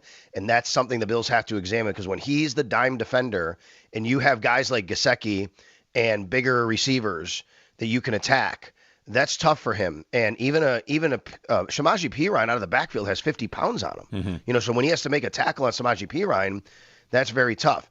So Hunter Henry's a guy they'll throw to. There's no doubt. They'll want to get to him. And maybe that's something they do. I just don't think that they're going to spread it out the way that the Bengals did to put the Bills as much in that situation, right? So the Bills had to go dime defense a little more. They're spreading them out. They run all these receivers. They're such a pass-heavy team, the Cincinnati Bengals. Now, maybe the Patriots want to do that and say we'll exploit that, but I wonder if the Bills would be much more okay with that and figure they can defend that a little bit better, because these are not the same kinds of receivers. Diggs isn't the biggest guy in the world. Butte is not the biggest guy in the world. And Pop Douglas isn't, right? So I think specifically the Bengals took advantage of the Bills' smaller dime defense with their bigger receivers and pass catchers. So today at practice and updates from Sean McDermott, we're hoping to get good news on players that are progressing. He gave a few players a chance to play, right? Is that all three big names of Spencer Brown, Terrell Bernard, and Joey Bosa? He did. Is Josh Palmer in that same kind of? Excuse me, sorry. Is Josh Palmer in that same bucket? Yes, and you remember Palmer didn't practice last week, Jeremy, but he was listed as doubtful. So there was like this, I guess you'd say 25% chance he'd play. That's what doubtful technically is. He was specifically asked, would you give, Bosa, is there a chance Bosa could play? He said, I think there is. And then he followed up with the same with the other guys. So I think it's tough to say right now because it's Wednesday, and that's great that he's leaving that door open. But as you go through the week, we'll see. And now let's remember, today's a walkthrough, but they'll give an estimated injury report, and if it were a full practice today. So every Wednesday you're going to get mostly walkthroughs now from now to the end of the season. Okay. So I don't know if we're going to be able to tell much about today. Tomorrow would be the big day. It still wouldn't surprise me if a guy like Joey Bosa's out, another week. Hamstring injuries are tough. The Bills have played the long game here. But, yeah, he did open the door at least for those guys to be able to play. Sal Capaccio joining us on the Western Hotline, chatting Bills and Patriots, of course, and the division, which could be in the hands of someone else for the first time in 6 years.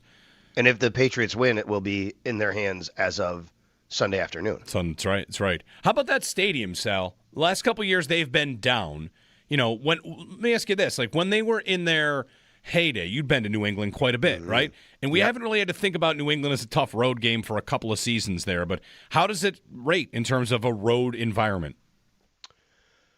First of all, let me say the stadium is really cool. I like the stadium. It's actually one of my favorite stadiums to visit. I think for a lot of reasons. I think the stadium itself, the setup of it, the look, the layout, it's pretty cool.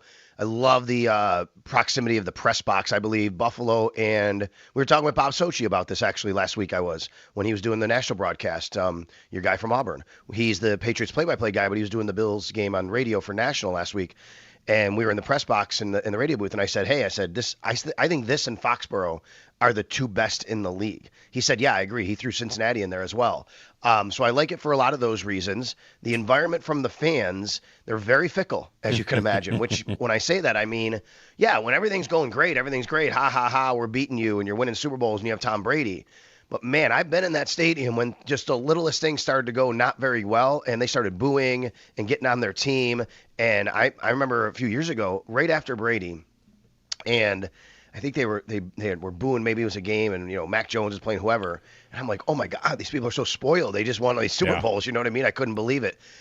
They're not right on top of you. It can get pretty loud. It's not the loudest environment in the league, but, in a situation like this, Dave Drake May, they're feeling good about themselves. They have a chance to win a division. I expect a pretty loud, good crowd. The last few years has been a lot more Bills fans. It's tougher to get a ticket there. It's more expensive to get a ticket there. I don't know if we're going to see as many this year because they're in a situation where they're probably not unloading their tickets as much. Right. But it's Houston. Is Houston the nastiest road place for the Bills? I mean, they have their biggest problems there. But in terms of how loud it gets, it's Houston? Yeah, even though there's a lot of Bills fans in Houston, it's really a lot of the design of the stadium and how loud the crowd gets and that noise gets kept in. That's a tough one. Obviously, Kansas City's a really tough one. For the Bills. But, yeah, Houston's one of them. It's not like that, and it's open air, right? But I would say this week you'll probably get a more hostile Patriots crowd than you normally get. But I also wonder how they handle, this is new territory for this Patriots team, right? They have a chance to go out there and win a division. You talk about schedule quirks, Jeremy. One of the things that's hurt the Bills this year, and, hey, this is just the way the schedule works.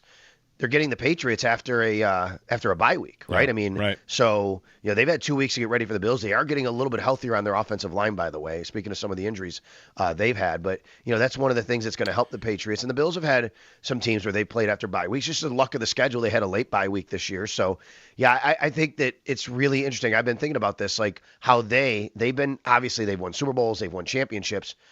But it's been a few years, and this is the first with this group and this coach and this quarterback, and how I wonder how the Patriots themselves kind of react to how they play the game. I'm seeing that Vrabel, when he was in Tennessee, was 6-0 off the bye. Yes, that's right. All right, Yep. so he and McDermott both very good off the bye, and excuse me, and we'll see how One of those how Vrabel games does. was I think the COVID year, maybe where they beat the Bills so badly. Yeah, 40, I think they were going off a 42 bye that to year. 17 I know maybe. one of them was against the Bills, and they beat them. And I think it was the COVID year. I'm not positive. Yeah, I remember that game. The Bills had a million turnovers. Like they were down early and by a lot. Yeah. It was just a kind of a messy, goofy game. I feel like maybe a pass bounced off of a whatever. It's not important. It was an ugly game. All right, Sal. Thanks very much. All right, you got it. Sal Capaccio. Bills updates coming today. They'll have a walkthrough today. Like Sal mentioned, a lot of the Wednesday practices are now walkthroughs, but we'll get the latest injury reports and all that for you. 803-0550. Joe Marino on the matchup coming up at 8 o'clock as well. Bills and Patriots for the division. The Bills looking to keep the division alive. The Patriots looking to close it out. And Mike Vrabel, 6-0 off a bye when he was with Tennessee. That's, with some Ryan Tannehill mixed in. I don't know if it was Tannehill for every one of those games, but anyway, Vrabel off the bye. A big challenge. The Patriots got a couple players back to practice this week, but of course, still no Milton Williams and Luke Campbell, who are their two Will Campbell, sorry. They're big players who they've been missing for a couple of weeks in the trenches. Jeremy and Joe took off today, and we'll take your phone calls. 803-0550 here on WGR.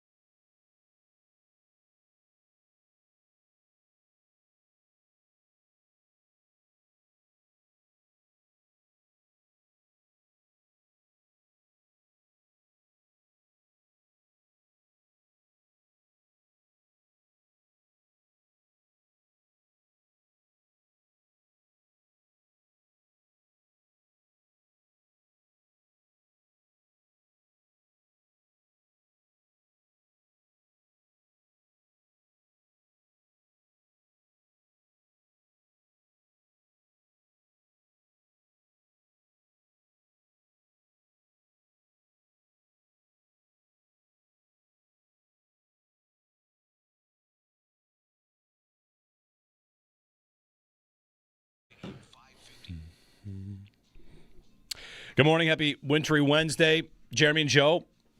Joe not in the rest of the day. We'll get to a quick call here from Nico in Buffalo before we get to Joe Marino of the Locked On Bills podcast on Bills Patriots. Nico, good morning. Good morning. How are you, Jeremy? I'm good. Thank you for having me on. So a couple points I thought I'd make as we approach our playoff run that I think would be interesting maybe to think about or assess as we prepare.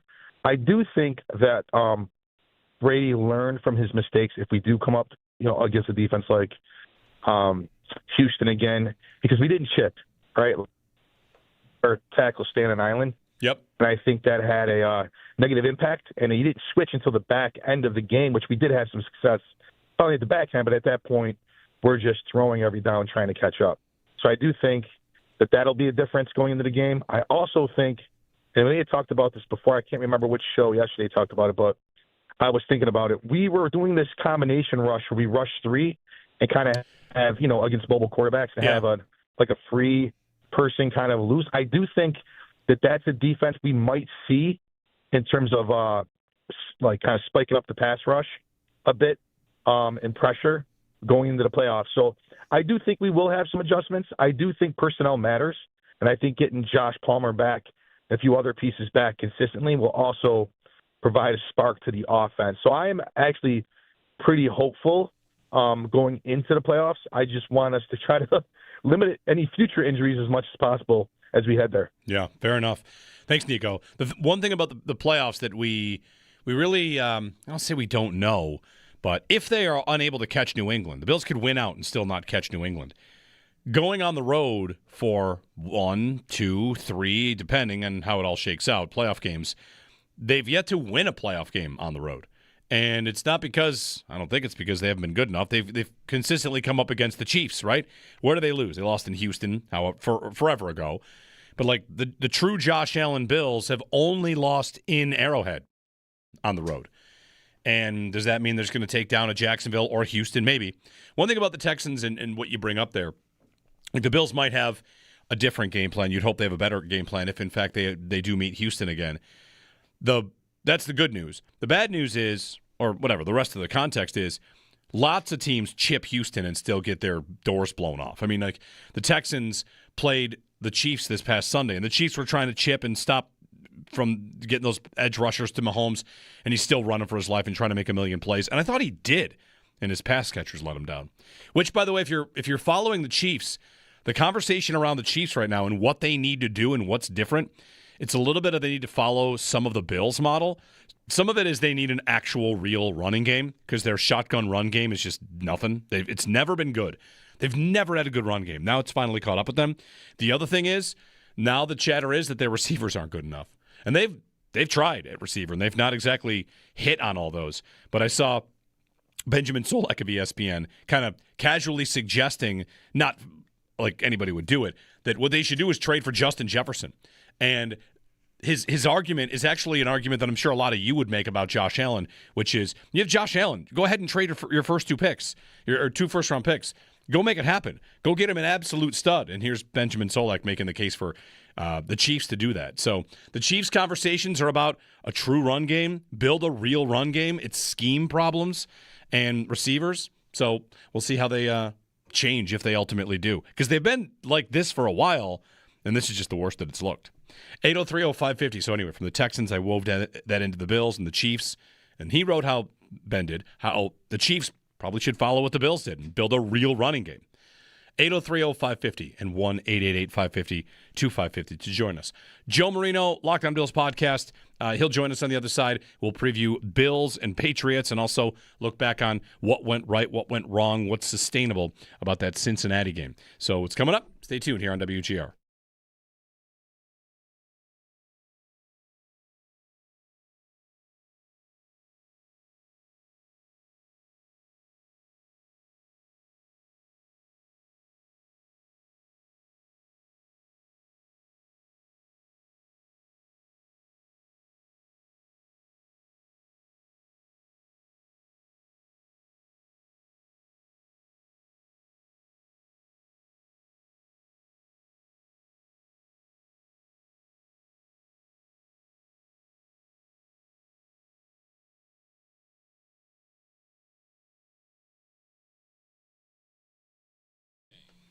Jeremy White here from the men at WGR.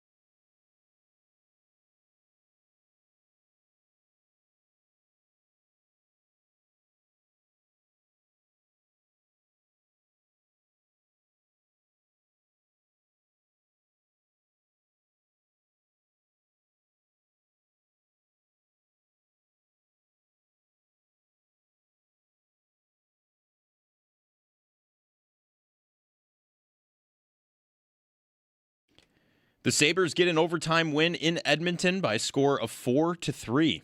Now McLeod at center. Things opening up to the left side of the ice. McLeod carries it in. Alex Tuck and Darlene. Here's Tuck in front, scores! Sabres in overtime, salvage it in Edmonton. They're now 12-14-4 on the season, sitting at last place in the Eastern Conference, and they're the only team with less than 30 points in the conference as well. They're in action tomorrow night in Vancouver, taking on the Canucks with face-off set for 10 o'clock. All of the game action will be right here on WGR Sports Radio 550. The Bills practice today. We'll get an updated injury report from a walkthrough. We'll be awaiting the status of Joey Bosa, Terrell Bernard, Joshua Palmer, Spencer Brown. And the Bills also signed cornerback MJ Devonshire Jr. to the practice squad. Around the NFL, the Colts have officially signed 44-year-old Phillip Rivers to the practice squad, and NFL Network's Ian Rappaport is reporting that Rivers has, quote, a very real chance to start in Week 15 against the Seahawks. Buccaneers wide receiver Mike Evans with a collarbone injury was limited in yesterday's practice, and 49ers kicker Matt Gay has been released. And a big signing in the MLB as the Dodgers signed closer Edwin Diaz following his stint with the Mets for 3 years and $69 million. That's your Paddock Chevrolet Sports Update. Paddock Chevrolet celebrating 90 years of being your hometown dealership. I'm Joe Cali for WGR Sports Radio 550.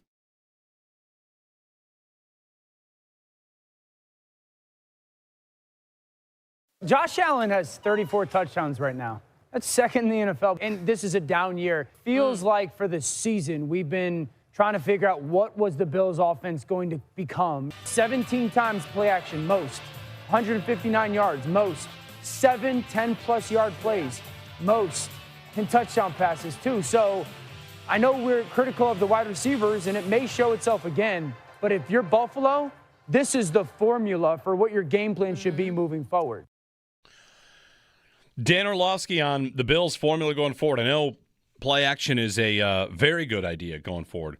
One thing we kind of have to all caution ourselves on just a little bit is how the Bills have looked very, very good against Cincinnati and Pittsburgh, who are two, kind of dreadful defenses, especially Cincinnati. But that said, you can still take like positives and take, well, what you do well.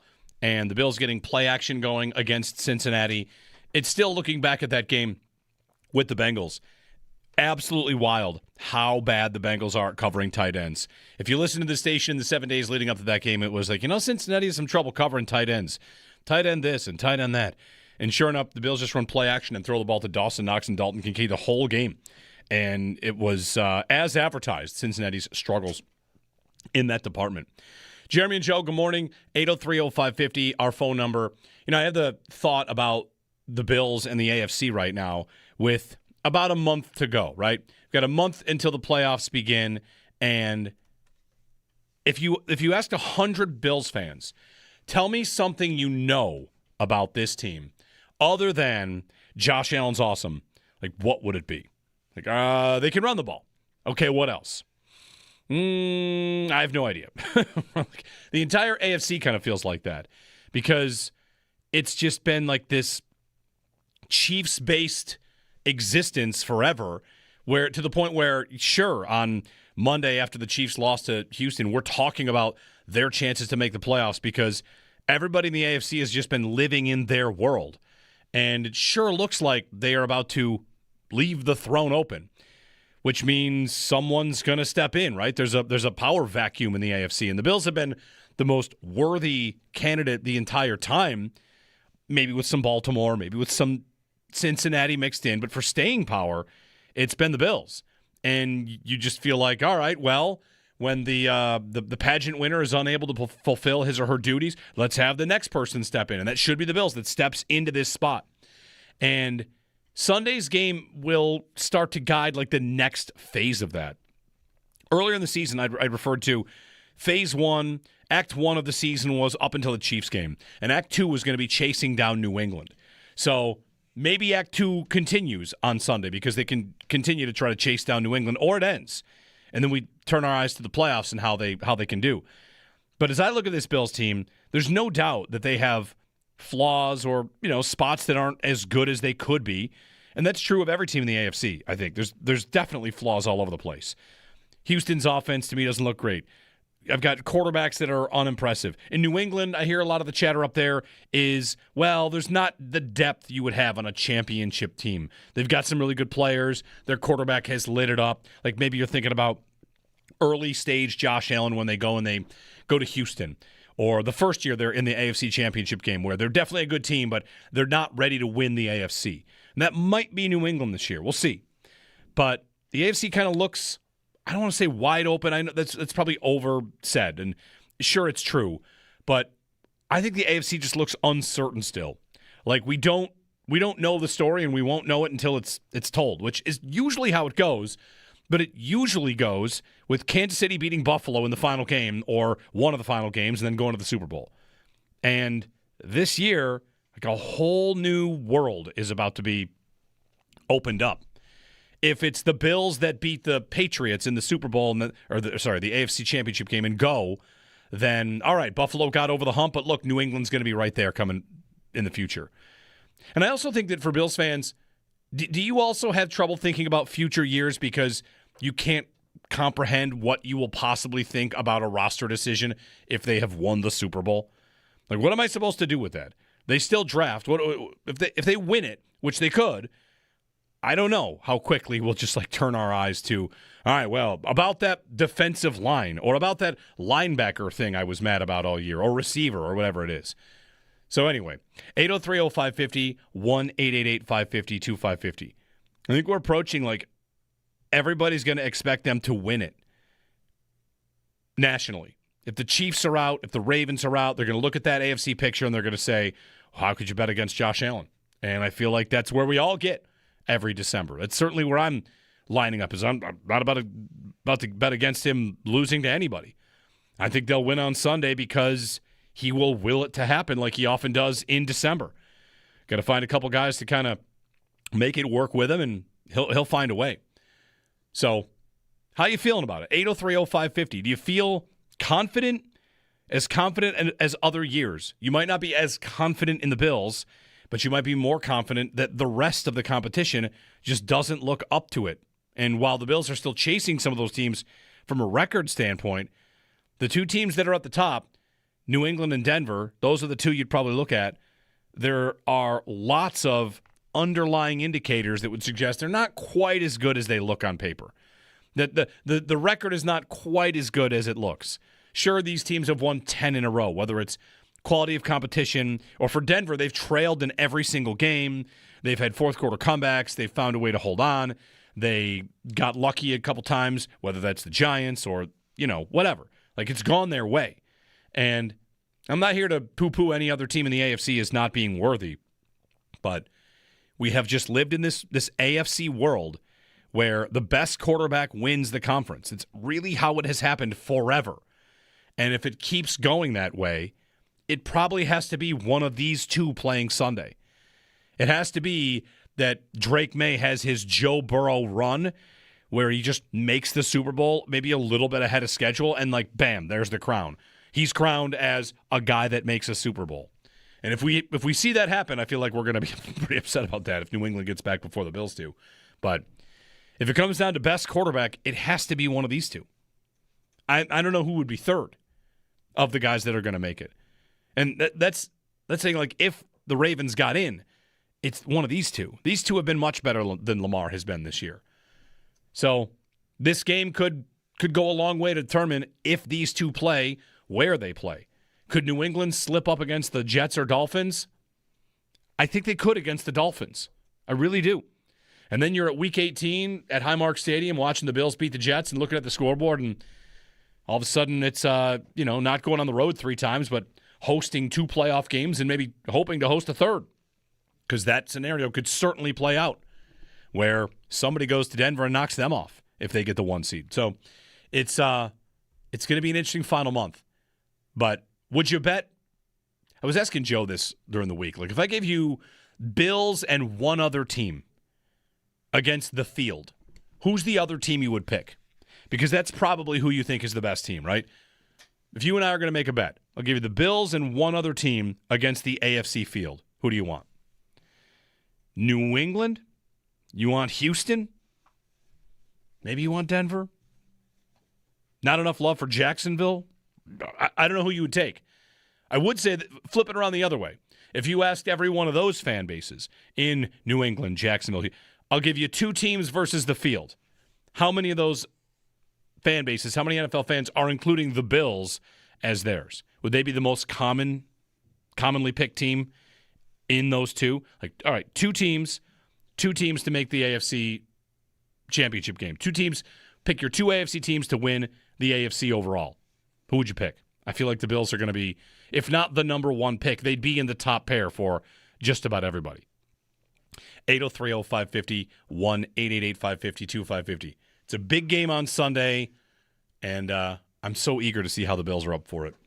This Bills team it's fascinating to me during the Bengal game. I mean, we don't exactly freeze these moments on Twitter when everyone's freaking out, but the freak out on Twitter at halftime against Cincinnati was significant.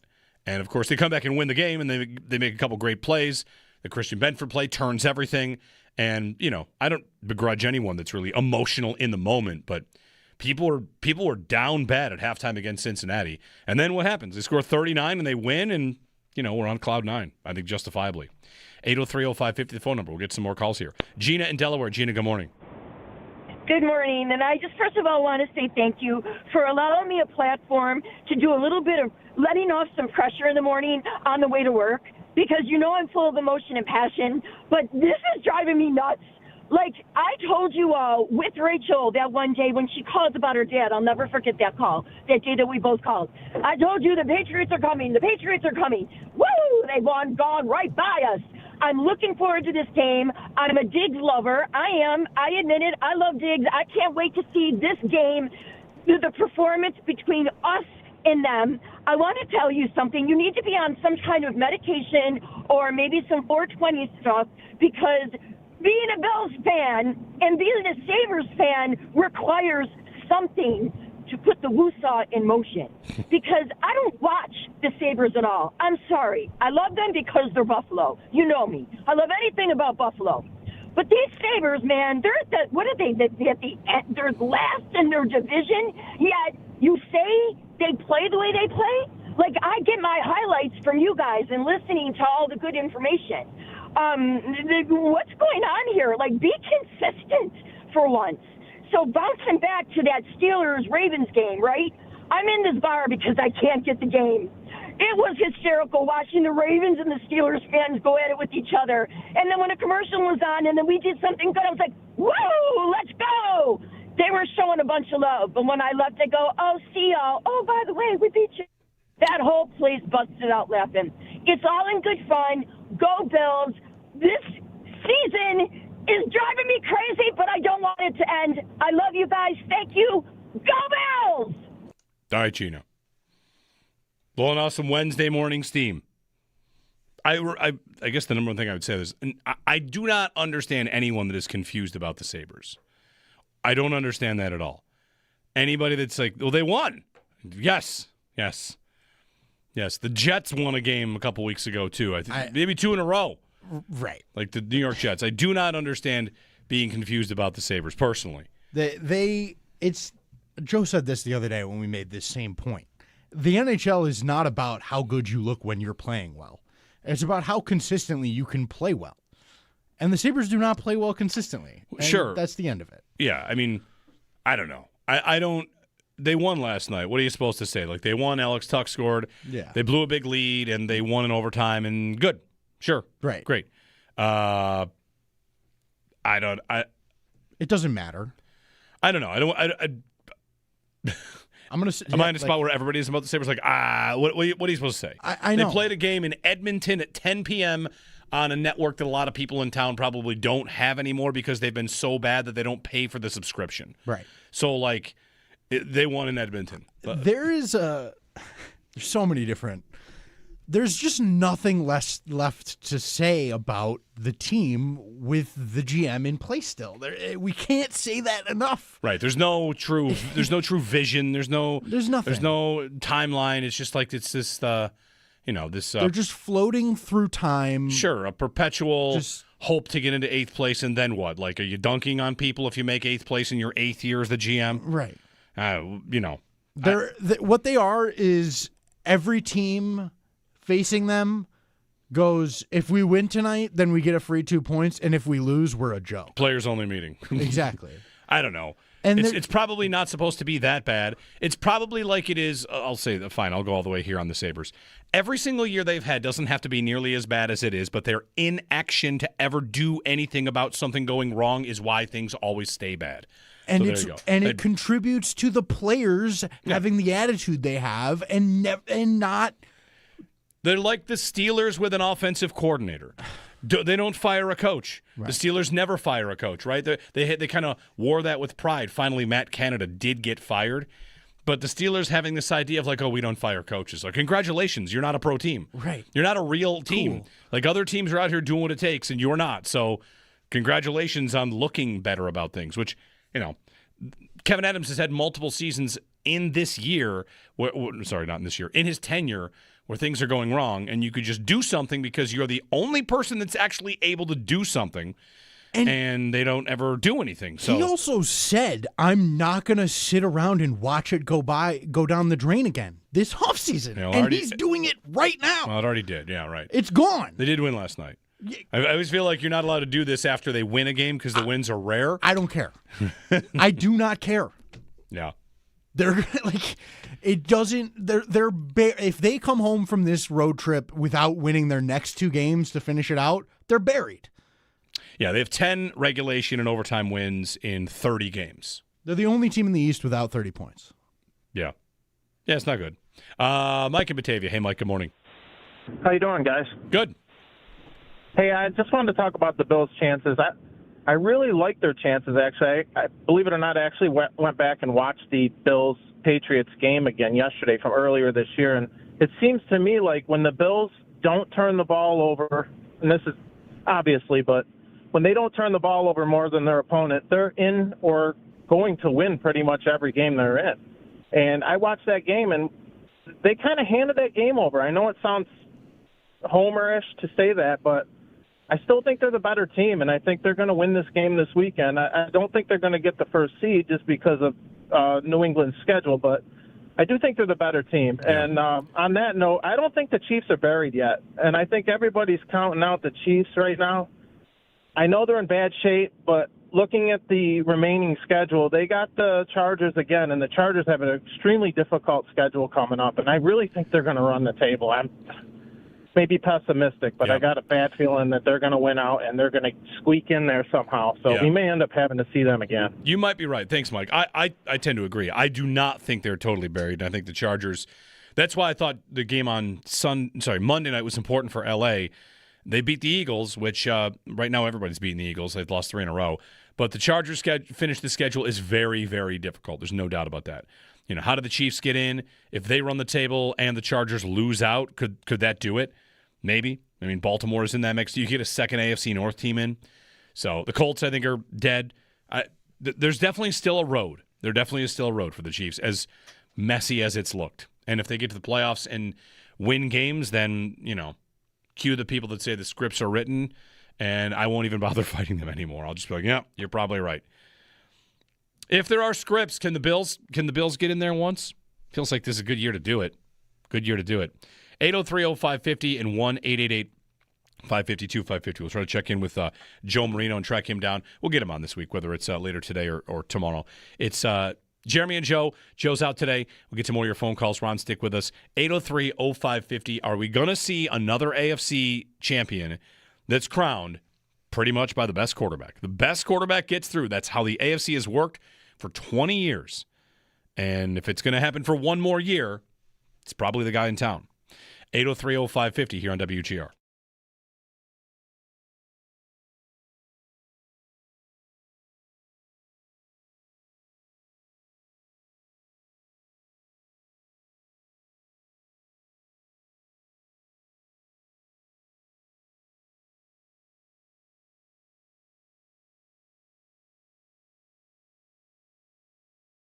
Jeremy White here for Whalen Brewing.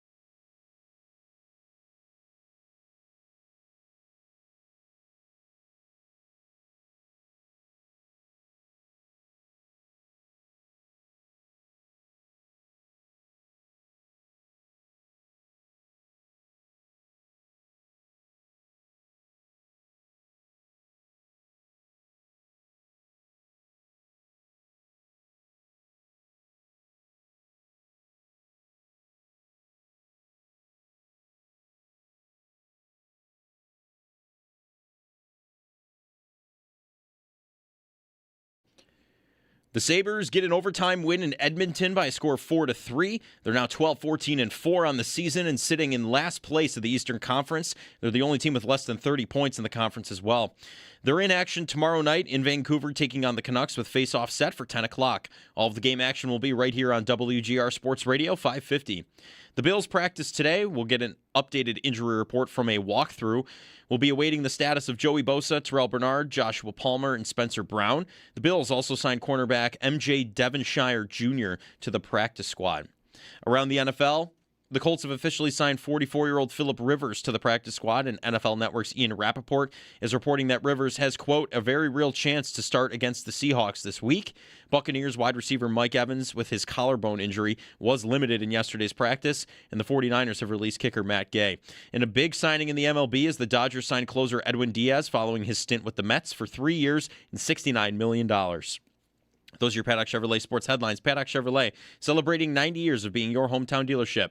I'm Joe Cali for WGR Sports Radio 550.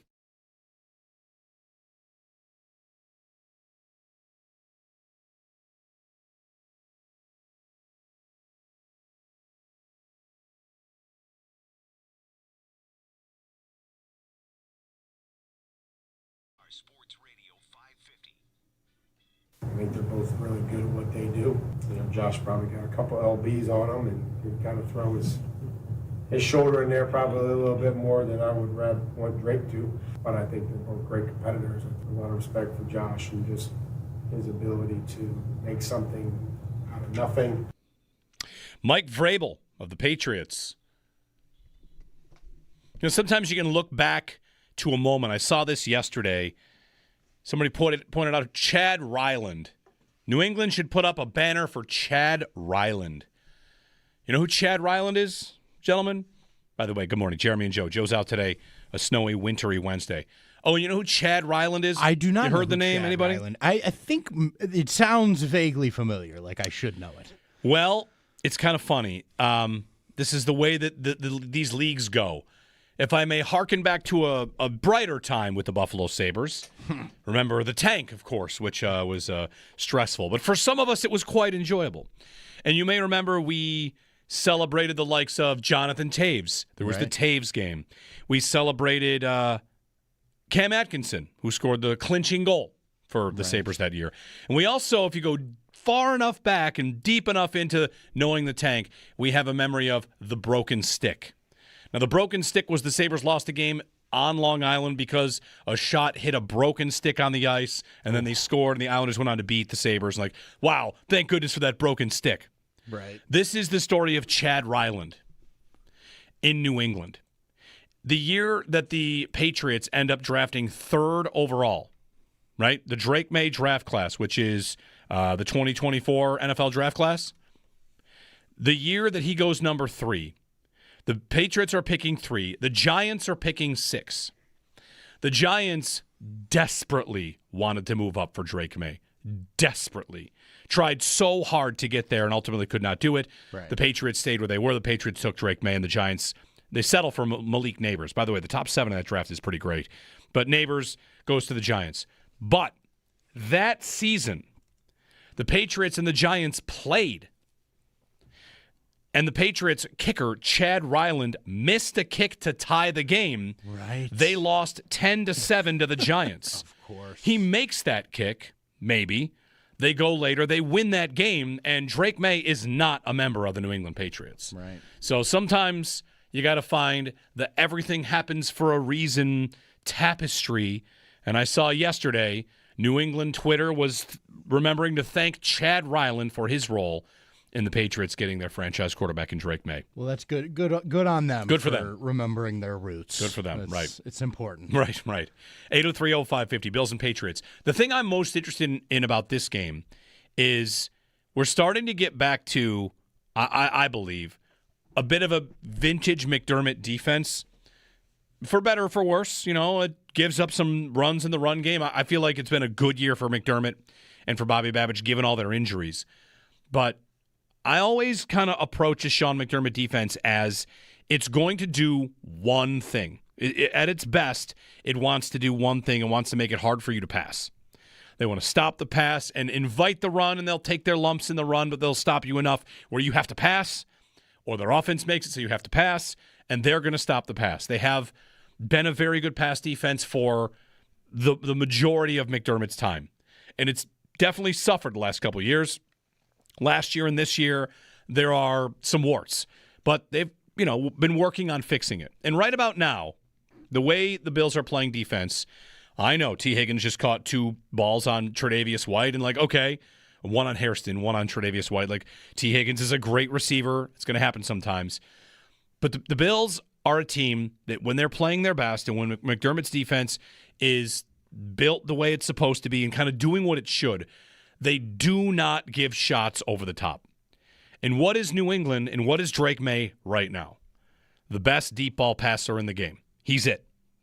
They have unlocked Keishon Butte or Mac Hollins down the field or Demario Douglas. It's not always 50-yard bombs. Mac Hollins, Steph Diggs. Diggs last time they played, it was short stuff, right? There might have been one down the sideline that's a little deeper. So Diggs has been the guy that's underneath. And the Patriots have had their injuries, but throughout it all, there's been one constant on that New England team, and that's that Drake May has been a great deep ball passer, 20 yards and more, all year long. Against the Bills in the first matchup, there weren't that many. This time, will he be able to get it over top of this Bills defense? Will he push the ball vertically down the field? We'll find out. But to me, that's what I'm most interested in. Now that I feel like I've got a safety tandem back there in Jordan Poyer and Cole Bishop, I feel like the Bills are better equipped to stop the deep game a little bit. Tre'Davious White and Taron Johnson and Cam Lewis might be spots for this team to target, for the Patriots to target. But overall, it's going to be, to me, the improved pass defense, which had a rough week against Joe Burrow, I get it, against May. It could look a lot like this game just did against Cincinnati. If they can't get to May with just rushing 4, if they have to blitz, if they leave the back end exposed a little bit, and they're playing the best deep ball passer in the game in May, they could get got a little bit here. So I'm eager to see it. I think it's a tough matchup. I think it's a different matchup. The first time these two teams played, they both ran the ball a lot, and nobody passed it too well. May threw it really well in the second half.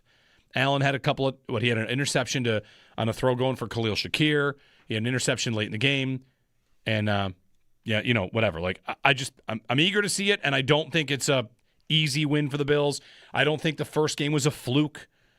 Sometimes people treat turnovers like, just clean those up and you'll be fine.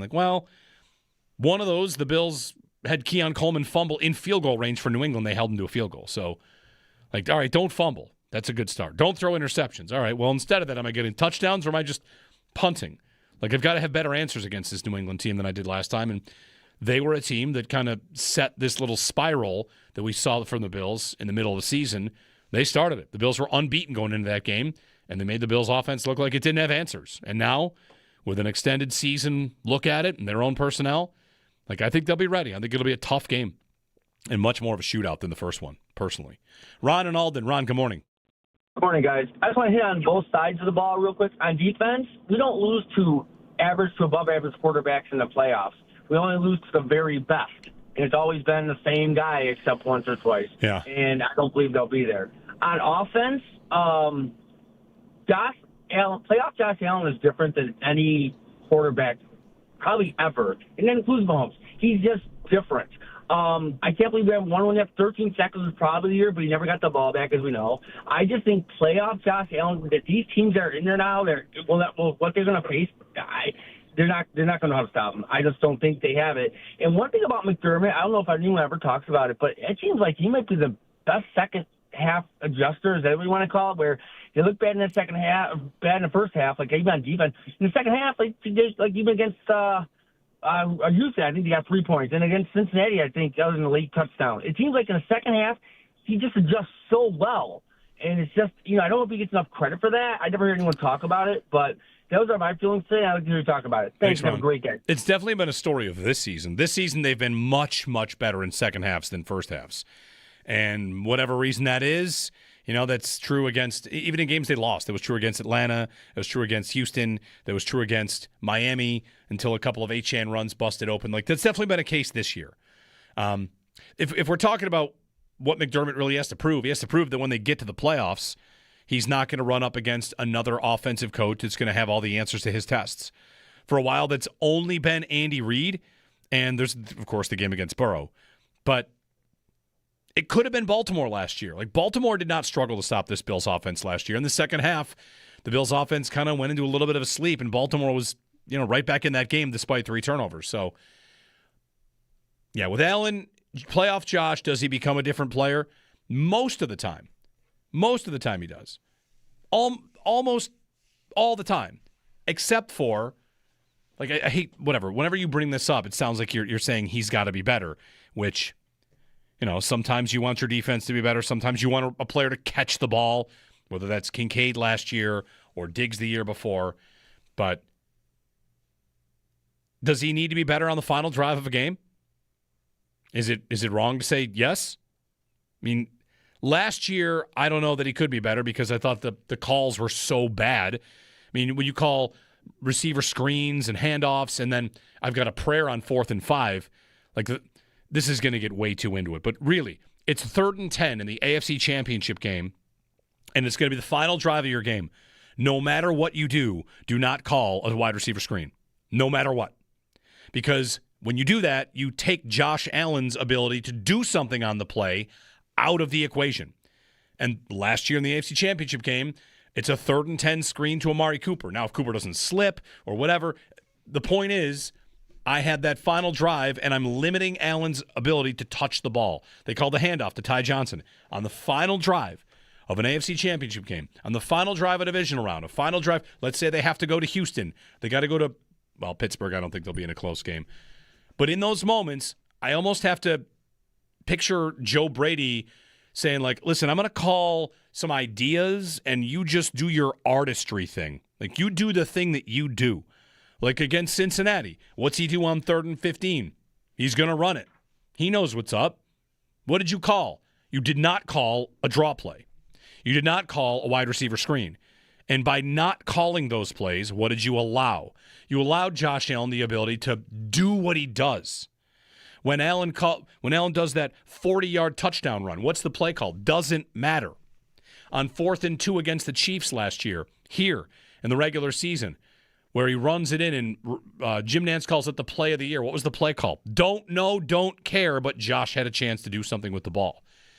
And there have been playoff games, plural, last year's AFC Championship game and 2 years ago, the divisional round. I know there are other mistakes made by other people, but it just ends up feeling like, am I giving the virtuoso the room to do what he does?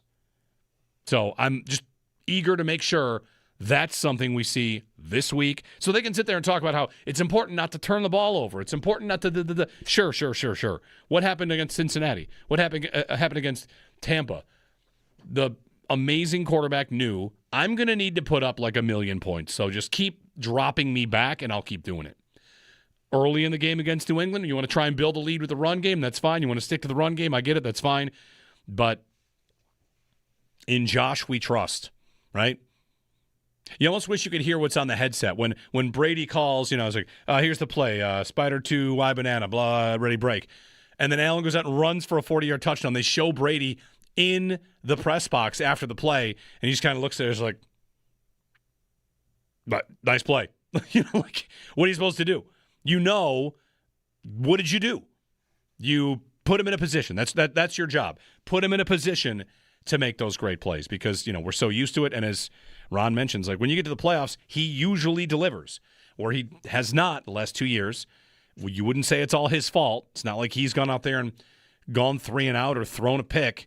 They've fallen short. And I think it's in part because maybe they didn't trust him enough or whatever. If we get all the way down to it, because there weren't enough guys to throw to, you want to say that, that's fine too. But just the wide receiver screens, I know we all have our issues with them. They have their place. My biggest issue with them is in an important spot. I can't call it because it takes my quarterback out of the play. When you call that, or if you're Allen and you check to that, I just made my quarterback Mitch Trubisky for this play. And I just don't want to do that. Why would I ever do that? Why would I ever, ever, ever do that? 803-0550. So your point about like the best quarterback in the playoffs and what he's done in the playoffs, that's probably right. I think people would agree with that. The other thing about the playoff record, they don't lose to, the Bo Nixes. They don't lose to guys like that. They also, the best quarterback they've beaten in the playoffs is who? It's a guy that's really good that's known as a guy that doesn't perform in the playoffs, and that's Lamar. Who's the second best quarterback they've beaten in the playoffs? Is it the 44-year-old that just got off the couch to rejoin the Colts practice squad? Like, they don't have very many, they don't have a great resume of beating quarterbacks in the playoffs. Skylar Thompson, Mason Rudolph, what, right? Lamar. Lamar's the best win they have for their playoff resume. So there'll be answers this time. Or whatever. There'll be tests to answer this time. Questions to answer. What am I trying to say? 803-0550 and 1-888-550-2550. More your calls. It is a wintry Wednesday. Still snowing? Oh, yeah. Still snowing. Snowing here in Amherst. We got a bunch on the ground. So drive safe. Take some time. Jeremy and Joe here on WGR.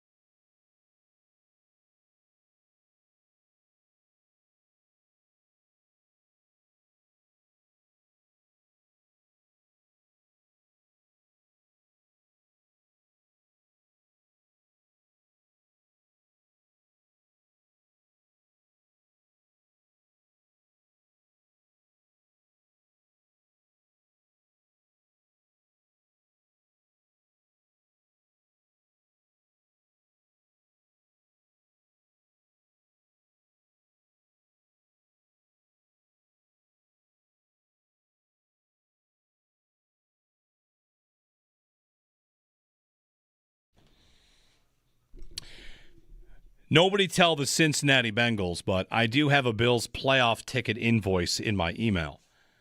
Don't tell the Bengals. They're going to get upset. Joe Mixon with the Texans might get upset. Selling tickets to games that might happen. The Bills have sent their season ticket holders, I got my email right here, their invoices for wild card round, divisional round, and AFC championship game. So, just saying, if they get the 1 seed, if they somehow got that, you can kind of lock in that price. If they lose on Sunday, well, you get discount off the wild card round. And the division round, things would have to go a certain way. But anyway, AFC championship game, there it is. Reminiscent of when I used to have framed, I had a framed set pair of tickets to the Stanley Cup final for the Buffalo Sabres in 2006, 2007. I had those tickets framed. Tickets to future games. Now that's memorabilia. That's worth keeping. Stub, I went to this game, great. How about the stub that the game never happened? Anyway, so you get your invoices. And, all right, there we go. 803-0550 and 1-888-550-2550 if you want to join us. Steve in Texas is going to start us off here. Hey, Steve, good morning. Hey, I feel like you teed me up with the AFC Championship talk, but I had a vision this morning while making my kids lunches for school and all this New England talk. I'm honestly still really bitter about the whole Diggs thing. I know we're never going to exactly know what happened with all that, but I just had this vision of AFC Championship in Buffalo. We went out, they slip up, and Diggs is standing there on the field in the ultimate meme karma shot with that confetti falling, and he picked the wrong side. If we're writing the story and there's a script for this year, that's got to be it in the last year of the stadium to have that scene, and it's just immortalized.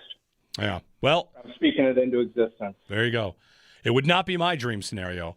My dream scenario is not to cause pain to one of the greatest players of this franchise that was willing to do it all to also win here. That's just me. I understand people have villainized him, and you can think about him how you want.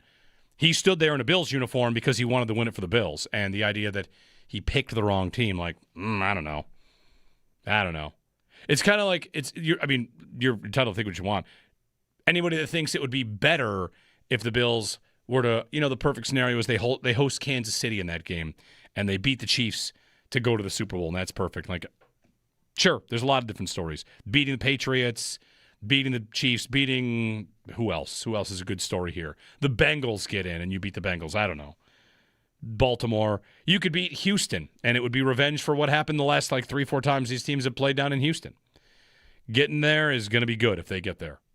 803-0550 and 1-888-550-2550 to join us. Thanks for the phone call, and thanks for the thought. Hey, we all have our own things we want.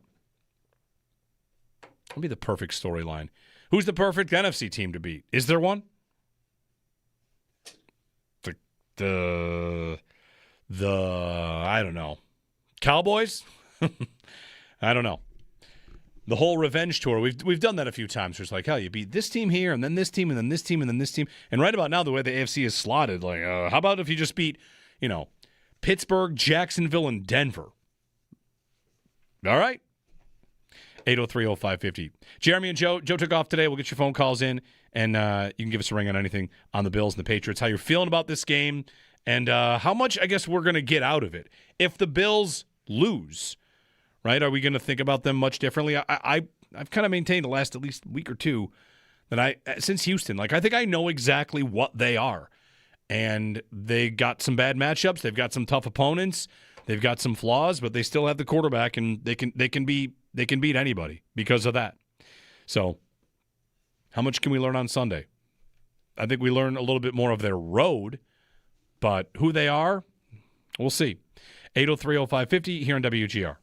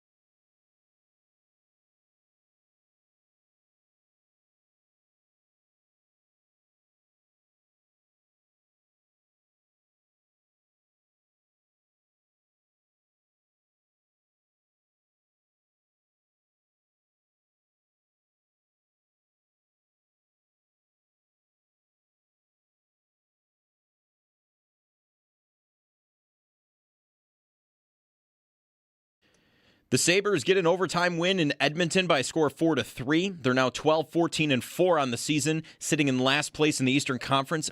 They are the only team with less than 30 points in the conference as well. They're in action tomorrow night in Vancouver, taking on the Canucks with face-off set for 10 o'clock. All of the game action will be right here on WGR Sports Radio 550. The Bills practice today. We'll get an updated injury report from a walkthrough. We'll be waiting the status of Joey Bosa, Terrell Bernard, Joshua Palmer, and Spencer Brown.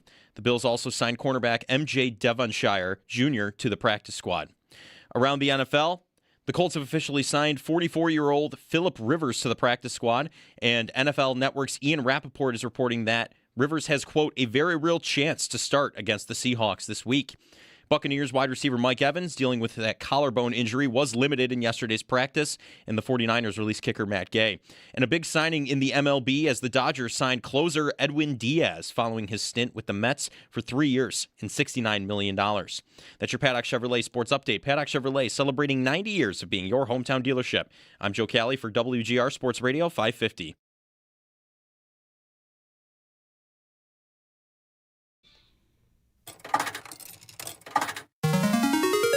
It's Jeremy White and Joe DiBiase. Paperboy. No idea. Nothing? I've got nothing. Let me tell you, this game was impossible and amazing. Was the concept of the game you were a paperboy delivering papers? Yes. Sounds like a fun game. You were riding your bike. Real fun. And you'd have to time your speed and throw the paper at the house, and you'd get points if you got in the mailbox or if you broke a window or a dog would chase you. And after you got through a block, you go over a highway and go into like a bike park and go over jumps. And this game, I don't know anybody out there ever made it longer than like a minute and a half. It's one of those games where, presumably there were more boards, but, you know, I put a quarter in, I'd fall off my bike or get hit by a car. Hitting that paper in that mailbox, boom, 500 points. You're like, oh, right. Amazing.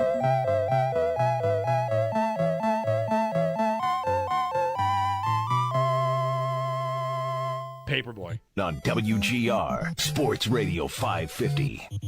Hey, everybody, good morning. Jeremy and Joe. Joe's out today, hanging out with you on a snowy Wednesday. Bills and Patriots. A little self-conscious right now talking about the Chiefs because one guy, like 2 days ago, said, I can't believe you guys are talking about the Chiefs, as if the Chiefs like aren't relevant to us and, you know, like in the AFC and everything. But there is currently a conversation. I saw Sal just tweeting this moments ago. If you're online at all, which, you know what, sometimes it's better not to be. But other times the debates are, you know, well-informed people talking about what's happening to the NFL and in the NFL and blah, blah, blah. And if there's a team right now that the NFL analysts are ready to perform the autopsy on, or right, you're in biology. But here's a question for you: do kids still like dissect animals in biology class? You still do that, like dissect a frog? Does that still happen? Yeah. Anatomy. There were cats at my high school. They dissected. What? Yeah.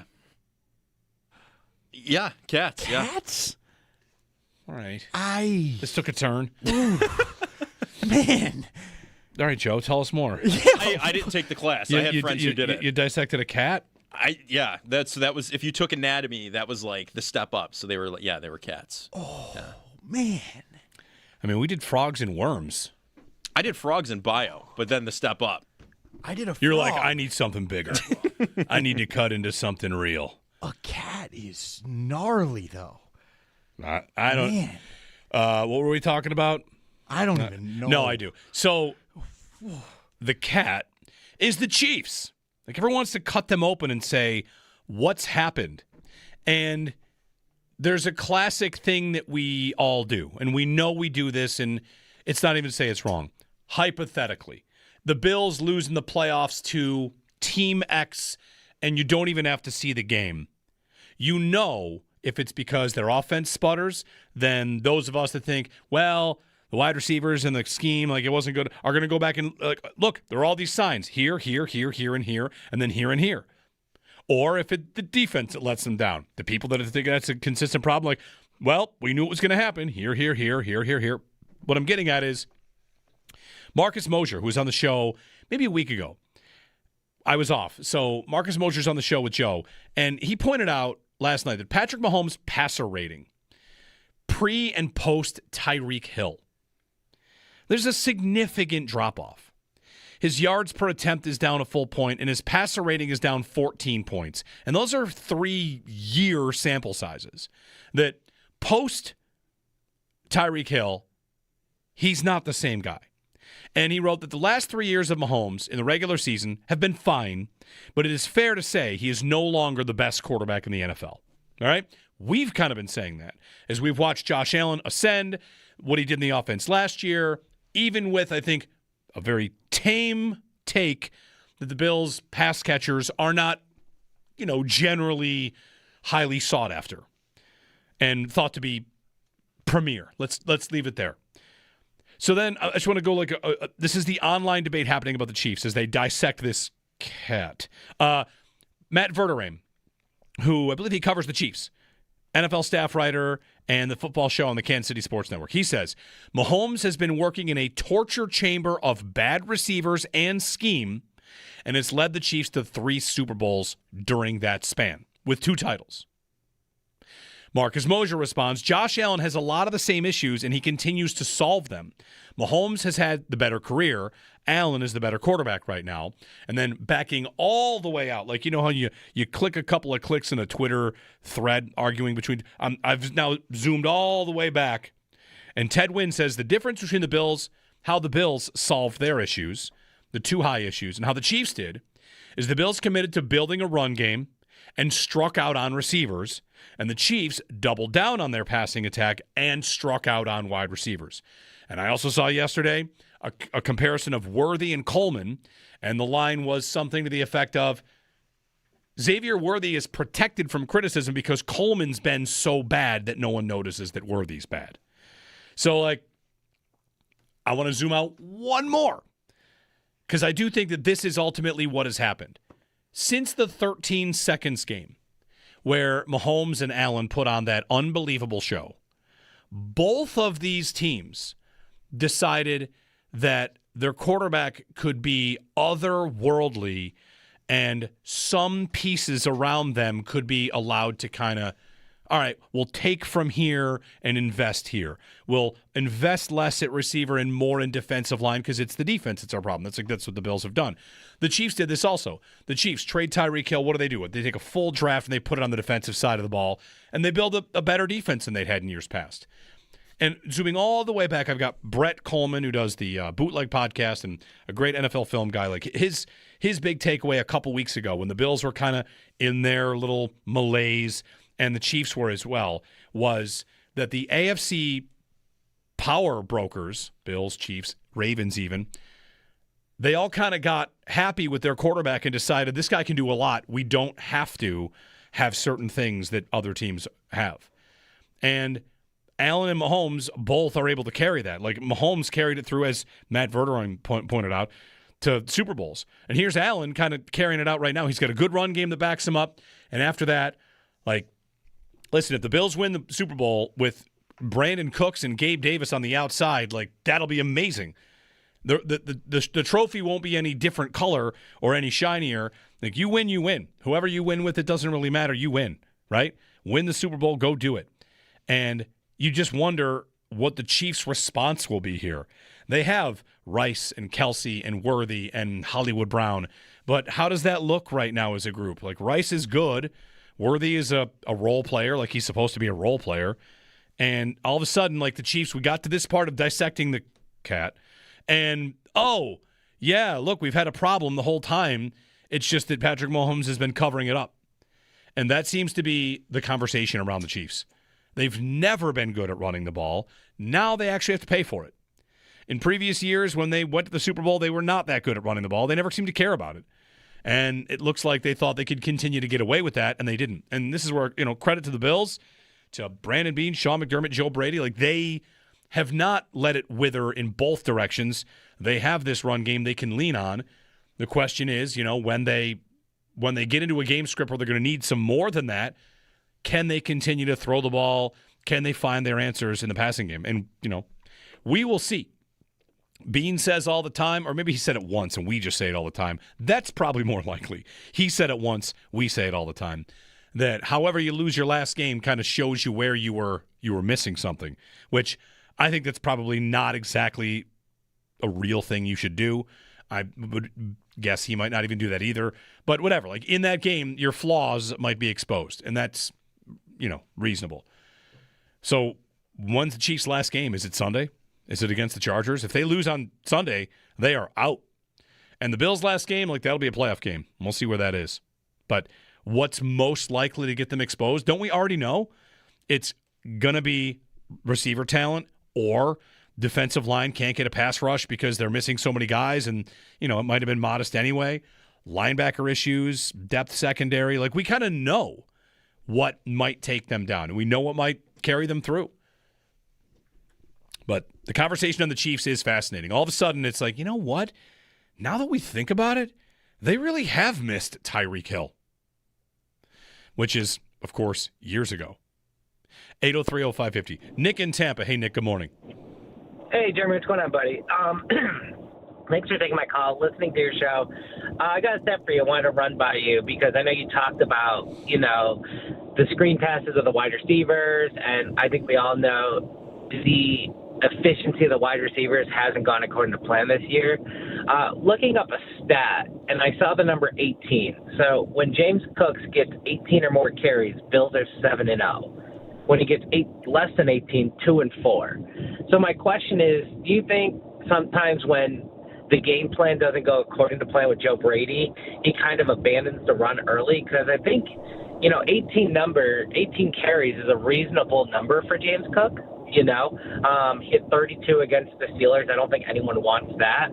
But just trying to hear from you, if you think, that's one way to break down the defenses we're playing is run the game. And we're seeing success when our superstar gets the ball 18-plus touches. Well, Nick, there's going to be stats on running backs that are correlative and not causal. Correlational, not causal. Yeah, that's what I'm looking for, some version of that. If it's as easy as that, we should hand it off to him 18 times right off the bat and win the game, which I know is not what you're saying. I do think there have been a couple games where they got away from Cook and they shouldn't have. And that's probably Houston and Atlanta, where I should check his game logs. Are those two where he didn't have 18 carries? Because Atlanta's a big one. Atlanta, they came out in the second half and they gave him the ball and it was working. Against Atlanta, he had 17 carries, which is probably why we mark it right at 18. Against New England, he had 15. Against Atlanta, he had 17. Against another loss here, Houston, he had 17. It's very clearly a cherry-picked stat to say 18, because if I make the number 17, I get 2 more losses. If I can make it 15, I get 3 losses. And Miami had 13. I mean, they're down 17 points. This is game script, often.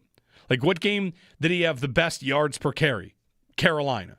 What did he have his worst yards per carry? Tampa. They won both those games. They gave him the ball 16 times against Tampa. He had 48 yards. Why'd they win? Because they could throw it, So each game has its own DNA, as Sal likes to say. And they need to lean on Cook. This is a big game for Cook. This is a big lean on James Cook game. And what they need from James Cook is, of course, his best, and also to not fumble. 4 fumbles the last 2 games for Cook. That's a big number. That's not something that, put it this way, if they had another running back they felt better about, you might see that running back get more carries. I was happy to see Cook go back in late in the game against Cincinnati and still get carries, even after fumbling twice. He lost one. The other one went out of bounds and, was nearly costly by going through the end zone. But, Cook the last couple weeks, it's funny, success rate matters, right? As we get into the advanced stats era, not that you wanted me to go in this direction, but there are a couple that make a ton of sense to use. And here's one. Yards per carry. What does yards per carry really tell me? But I know that he carried it 18 times for 84 yards. Okay, that's how many yards per carry. I don't know if he ran it once for 79 and the other 17 were just run stuffs. I don't really know that. I don't know what I get out of that. So yards per carry would be one we used in the past. Success rate, if you ever hear people using success rate, let me tell you what it is. If you already know, sorry for this explanation as you already know this, but success rate to me makes a lot of sense as a measure for a passing game, a measure for a running game. It basically takes down and distance into it. So it's 1st and 10. What's a successful run? It is 50% of the yards you need. If it's a 1st and 10, a successful run gets you 5. So a 4.4 yards per carry is fine. That's not a successful run on 1st and 10. 4.4 yards on 2nd and 4 is a successful run. So down and distance determines success rate. 50% of the yards on 1st down is a successful run. 70% of the yards on 2nd down is a successful run. And on 3rd down, it is 100%. So if you have a 3rd and 6 and hand it off, not many teams hand it off on 3rd and 6. You have a 3rd and 17. Let's do this. You have a 3rd and 17, and you do the obligatory, my quarterback is bad, I'm going to have a draw play, hand it off, the guy runs for 12 yards. That will help his statistics, but that's not a successful run, and the defense would have said going in, like, oh, absolutely, you can have those 12 yards. So that's a spot where, like, advanced statistics can really help. And on success rate, like, where do the Bills rank with this, with James Cook and success rate and yards over expectation? Like, these things, to me, those matter a little bit more than yards per carry or even rushing attempts. Like, I don't want a team to show up and just, like, run it into the line 30 times to make a point.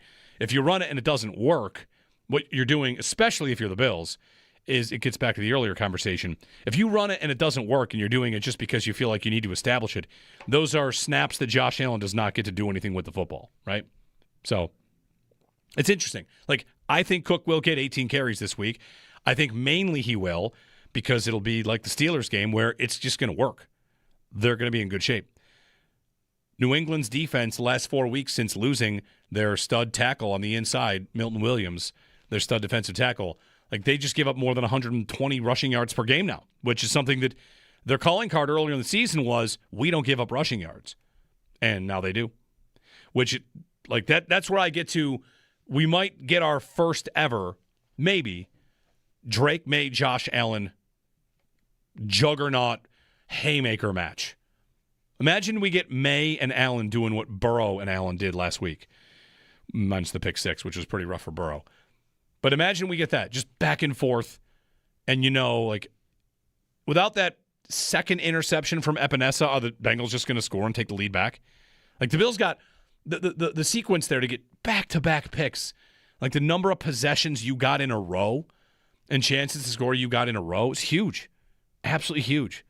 And it's how you won the game. Will May make the same mistake? Well, he certainly doesn't have Jamar Chase. He certainly doesn't have T. Higgins out there making otherworldly catches for him. But we could see our first ever, like, back and forth juggernaut matchup. It'd be great. Anyway, 803-0550 and 1-888-552-550 to join us. Jeremy and Joe. Thanks for calling. I mean, on Cook, like, he's important. He's important. I also get nervous, like, maybe this is just my desire to, as someone who's on the air a lot, and if you say something, people say you jinx it. I always want to, like, knock on wood for a million things.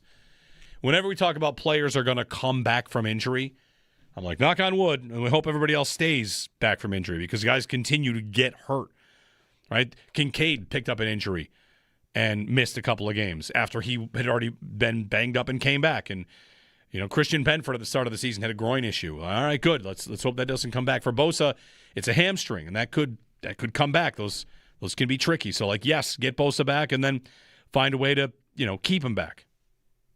But I like their chances in the AFC. I like their chances. I think there are a couple teams that could win it, and it doesn't go – the one thing is it doesn't go through Kansas City anymore. We'll see if Kansas City gets back in, but the race itself, man, AFC standings, Houston and Buffalo, I think, are good. They are in.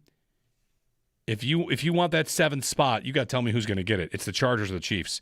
And the Chargers have the same game this week that the Patriots do, which is we can kind of put down this team that's owned us to another level. For the Chargers, they can put the Chiefs all the way out. And for the Patriots, they can put the Bills on the road in the playoffs. So the two challengers here have a spot. The Chargers and the Patriots have a big spot with 3 games left, a chance to kind of slay the giant that lives in their yard. So even though for the Chargers it wouldn't be winning the division, it would be big. It'd be, all right, Denver, go play Denver. The other thing is this, like, of the current fatal flaws these teams have, there are a couple that I think the teams have, and just you cannot overcome it. And I do think the Chargers have one they cannot overcome. I do not think they can overcome what's happened on their offensive line. They've lost too many offensive linemen. Herbert has to run for his life, and I don't think they can make it through. If they were healthy, they might be a good team that could do some damage in the playoffs. But the way their offensive line is right now, they're going to meet somebody. If they meet the Texans in the playoffs, if they meet even the Jaguars in the playoffs, like, I just think they can't hold up. So you have your teams where you might not, I don't like this position group. I think this might be a weakness. And then you have some that are just, it's so bad. I think that will kill their season. And I think the Chargers have that. They just don't have enough on the offensive line to protect for Herbert.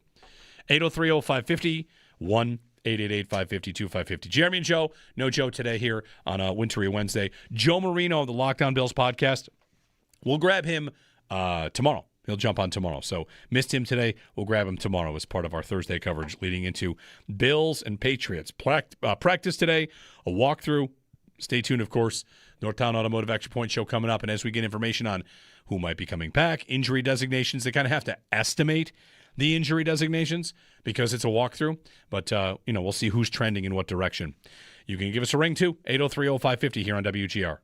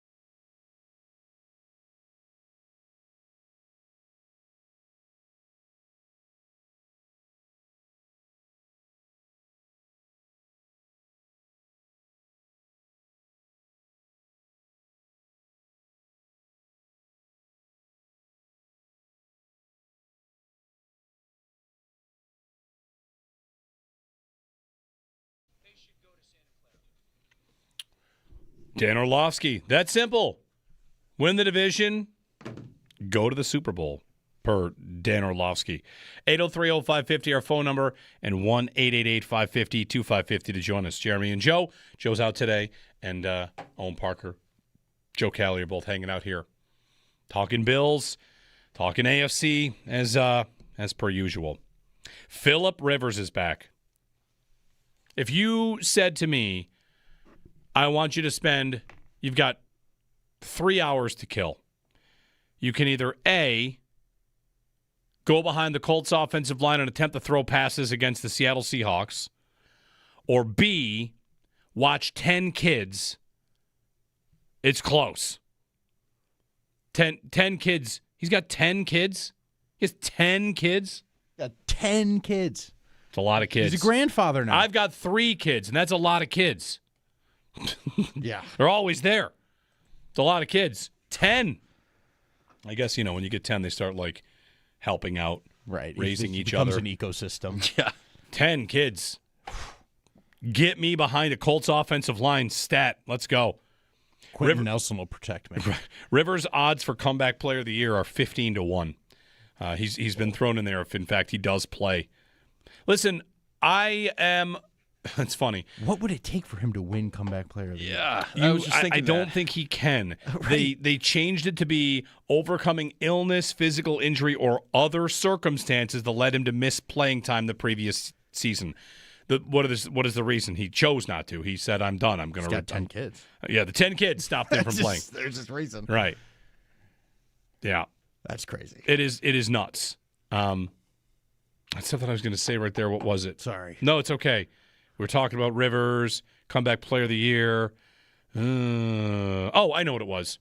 So I genuinely hope that we don't treat the Colts trade as a reason that teams should never, ever have guts again. I'm a little nervous about that. The Colts trade 2 first-round picks for Sauce Gardner. They immediately get mocked as you're buying in on Daniel Jones, which, of course, what else are they supposed to do? I want to always ask that question. I want to win. Am I allowed to try to win, or do I have to wait? If you instead use those 2 first-round picks later, who's your quarterback when you're going to use them? Is it going to be Daniel Jones? You don't like him anyway. Why would I wait 3 more years with Daniel Jones and use those 2 picks? Or should I just spend those 2 picks on a great player? I got a great run game. Try to win something of substance this year. If you have a quarterback that is not Allen or Mahomes or is not Burrow or maybe even Drake May enters this conversation, you're treated like a team that is not allowed to try. And then yet on the flip side, if you have one of those guys, the GM is often of the mindset of well, I've got one of these guys. Why would I have to do that? Benjamin Solak wrote today, if you have a quarterback like that, that is justification to instantly fix a position group by trading 2 first-round picks. Whether that's, you want to trade for Myles Garrett, Bills fans, in the offseason? Okay, whatever you want. You have insulation to do something like that. That's the kind of team that should do it. Yet a team like Indianapolis that did do it is treated like they're not allowed to do it. And that drives me nuts. The teams that trade up and trade an additional first are the wrong teams doing it. I might agree with that. It should, of course, be the best teams. They should be treating these 30th overall picks like, I'll give them away in a heartbeat. Every single year, I'm going to tell you there's only 12 first-round grades anyway, and I pick 30th every year. Trade it. Go get players. The Colts did. Good for them. I think it was a good move for them. It blew up. But if you didn't like Daniel Jones anyway, maybe they'll go get somebody else next year and still have Sauce Gardner and have a better defense. And what are they going to do, draft a quarterback with that pick? What's the road to the quarterback? You can't get one without really, going to the top or trading up. So what are you supposed to do? You're in that area where you have a good team and people don't think your quarterback's good enough. What am I supposed to do? Just exist and not try? And I hate that. I hate that analysis. And I think it's too bad the Colts lost Jones because, I don't know, it would have been nice to see them, not at the Bills' expense, go to the AFC Championship game. And, hey, they made that trade, and they're 1 game from the Super Bowl. I want teams that are bold, that are trying to be rewarded. And the Colts, unfortunately, are not going to be rewarded unless Phillip Rivers leads them there, which is kind of funny. Dan in the car is up next. Hey, Dan, good morning. Hello, Dan. I'd like to expand on Yep, go ahead. Yeah, I'd like Owen to expand on what he said yesterday about college hockey, how it's gotten more difficult, I thought he said. Is that because they allow the junior players in now, the NIL money? Thanks, Dan. Yeah, well, the point I made yesterday about college hockey was that it's more difficult to produce in that in college hockey than it is in major junior in the CHL. But it also has gotten more difficult because of exactly what the caller said with NIL coming in and now major junior players. Yeah, they're better players now. There's just better players, and there's more players. So it's become a really the sort of developmental hockey landscape is going through a lot of shifts right now. I am at the bottom rung of it, coaching prep hockey at Nichols, and I can just see looking up and after playing the way I did, there's a lot of stuff shifting. But essentially, for those that don't know, college hockey with the introduction of the NIL money has had to now allow players who formerly would not have been allowed to play because they played major junior, which is technically by the NCAA considered pro. Mm-hmm. They are now allowed to come play college hockey. So what's happening is there's a lot of elite talent, high-level sort of NHL prospects that are going to play 17, 18, maybe 19 year at major junior, and then they're going to college. And they're playing. Gavin McKenna last year was in Medicine Hat in the WHL, committed to Penn State, and now he's in the NCAA. And it's a much different game. It's good for the players, I think, because everybody in college hockey is older. The average age is probably above what you can even max out in at major junior. And it's just a more pro-style game. It's really, really good hockey, but it's hard. It's very difficult to produce. It's very difficult to play. It's great developmentally, but you don't see the same numbers. And that's a little bit of what I was talking about yesterday with McKenna. 803-0550, 1-888-552-550 to join us, Jeremy and Joe. Had a quick note here about Phillip Rivers. Here's your stat of the day. Phillip Rivers is older than 14 of the 32 NFL head coaches, including his own. Used to be a time when you could not find a lot of head coaches that are under 44 years of age, but 14 of the 32 head coaches in the NFL are younger than 44. Rivers is 44. He's nuts. I didn't realize his last game was here. That's how long ago it was? Yeah, it was the playoff loss. It felt like the he playoff was win for the Bills. Right, it felt like he was playing more recently than that. Right? Yeah, it's crazy to imagine 5 years, a half decade's passed, but I don't know. that was an interesting year for him. Yeah. In the first game back, he's playing against Seattle's defense. Allegedly, he hasn't. It's not official yet, but what a start! Yeah. They can't put him out there. Although the Colts line is okay. It is. It's okay. I think it's better. Is it not better than okay? I think It's probably pretty great. good. Yeah, no, it's pretty good. Isn't yeah, it? Right. If Houston calls or if the Chargers call, actually the Chargers is a good one here. Sure. If the Chargers call, he'd have to say like, I don't think so. Yeah, I don't think I can stand back there. I don't think I can take that beating. Phillip Rivers, an original former future Bill, Phillip Rivers, tried to speak that one into existence forever ago. Right. The Lostman year, Rivers was the guy. That's the guy I wanted badly. How would he have been a fit here? He would have been beloved, right? I think so. He's a goofy fiery trash talker. Guy. He's Allen-ish in his ways, like trash talking, kind of goofy like that. Yeah, right. Like public perception of him. But minus the 10 kids. I think he probably would have been a fan favorite here. And he could play. Especially if he's good, yeah. He could Can you imagine him playing on that torn ACL here and like fighting through it? Like that, like just unbelievable he did that in general. But I mean, yeah, It's so funny that he's back. It's nuts. It's so funny. I mean, Flacco's older, right? Although Flacco had just been still playing. Right. Flacco's just he never went away. No, Flacco's 40. Sorry, he's not older. Why did I think Flacco was older? Flacco's only 40. Imagine if Flacco plays 5 more years. That's crazy. Is he not going to start for the Steelers next year? He's going to run the gauntlet on the AFC North. Or go to the Steelers. Can Flacco play for the Vikings next year? The Vikings should sign Flacco and then also try to get Mac Jones or something. Yeah. But they're going to work on that. 803-0550. It's Jeremy and Joe here on WGR.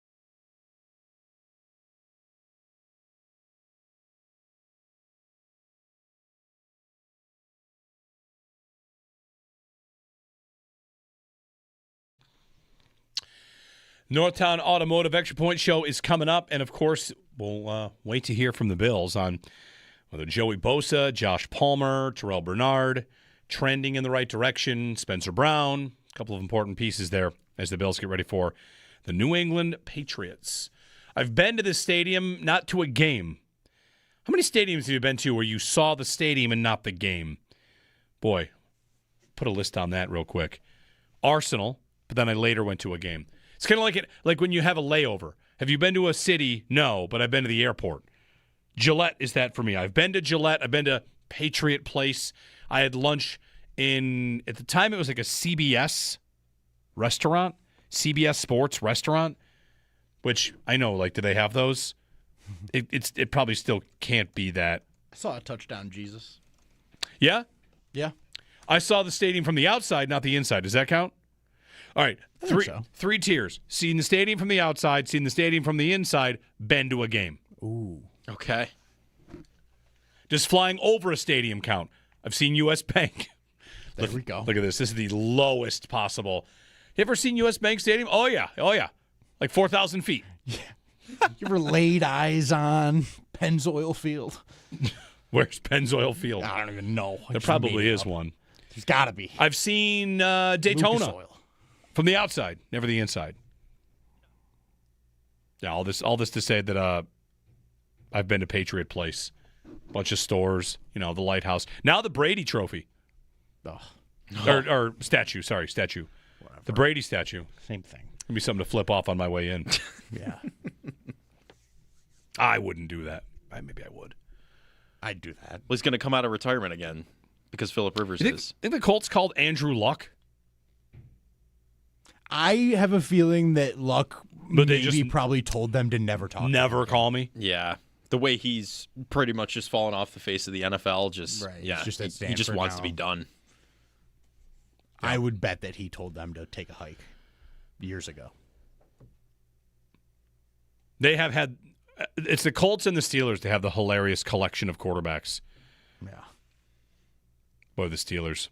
What a year. They are very close to setting the record. Saw this at the front page of Pro Football Talk, that 2 more wins for the Steelers, they would have the NFL record for consecutive seasons finishing 500 or better. 22 in a row. Do they have that? Do they have the record already, or is there another team? They are tied. No, you know what? They're one behind. They're one behind. The record is the Cowboys. I'm sorry, wait a minute. They're tied right now. Pittsburgh's current streak is 21 straight seasons. The Cowboys had 21 straight seasons finishing 500 or better from 1965 to 1985. If the Steelers win 2 of their remaining 4 games, they will ensure they finish over 500. Their 4 remaining games are the Dolphins, Lions, Browns, and Ravens. Mm-hmm. They will lose to Detroit. I think that's correct. They could lose to Miami. They could. Miami's been good. Right. Since been a little frisky. Tough lately, yeah. Frisky's a good. I like that. Yeah. The frisky Dolphins. Could they lose to Cleveland? Probably not, but maybe. And then Baltimore in the last game of the season. Those games, I have no idea what to expect. Ugh. And Baltimore could be playing for playoffs, and they would both be. Well, congrats to them. Yeah. Have fun. Would you put a banner up for that? There are Super Bowls within it. You now have the NFL record for consecutive seasons. Right? If Billy Joel plays 10 straight shows in your building, they put a banner up for that in MSG, right? Or whatever his number is, or right. MSG's banners for artists. Would there be a NFL record for consecutive non-losing seasons? You know what? If it wasn't 500 or better, if it was just better than 500, I think you could banner it. But 500 or better makes it tough. Non-losing season makes it tough. I have a hard time with a banner for anything other than a championship for a regular season or playoffs. I kind of just don't think you should have a banner for anything else other than that. I think you should have banners for What else are there banners for? I mean, Retired players? No, Yeah. well, I'm not talking. That's different. what about division championships? No. Yeah, Cool. Congrats. I tend to agree. You won a playoff game. Well, not even that. You beat 3 teams. The Colts Right. AFC Winning finalist banner? They took that down. Oh, did Yeah, they? I think they took that down. That's the story. That's hilarious. Yep. All right. We're back tomorrow bright and early with Thursday night football on the way. Bills and Patriots. We'll have a better idea of who might be available. And we'll talk with Joe Marino tomorrow as we roll along. Enjoy your Wednesday. Drive safe. Going to get some more snow in the area throughout the next couple hours.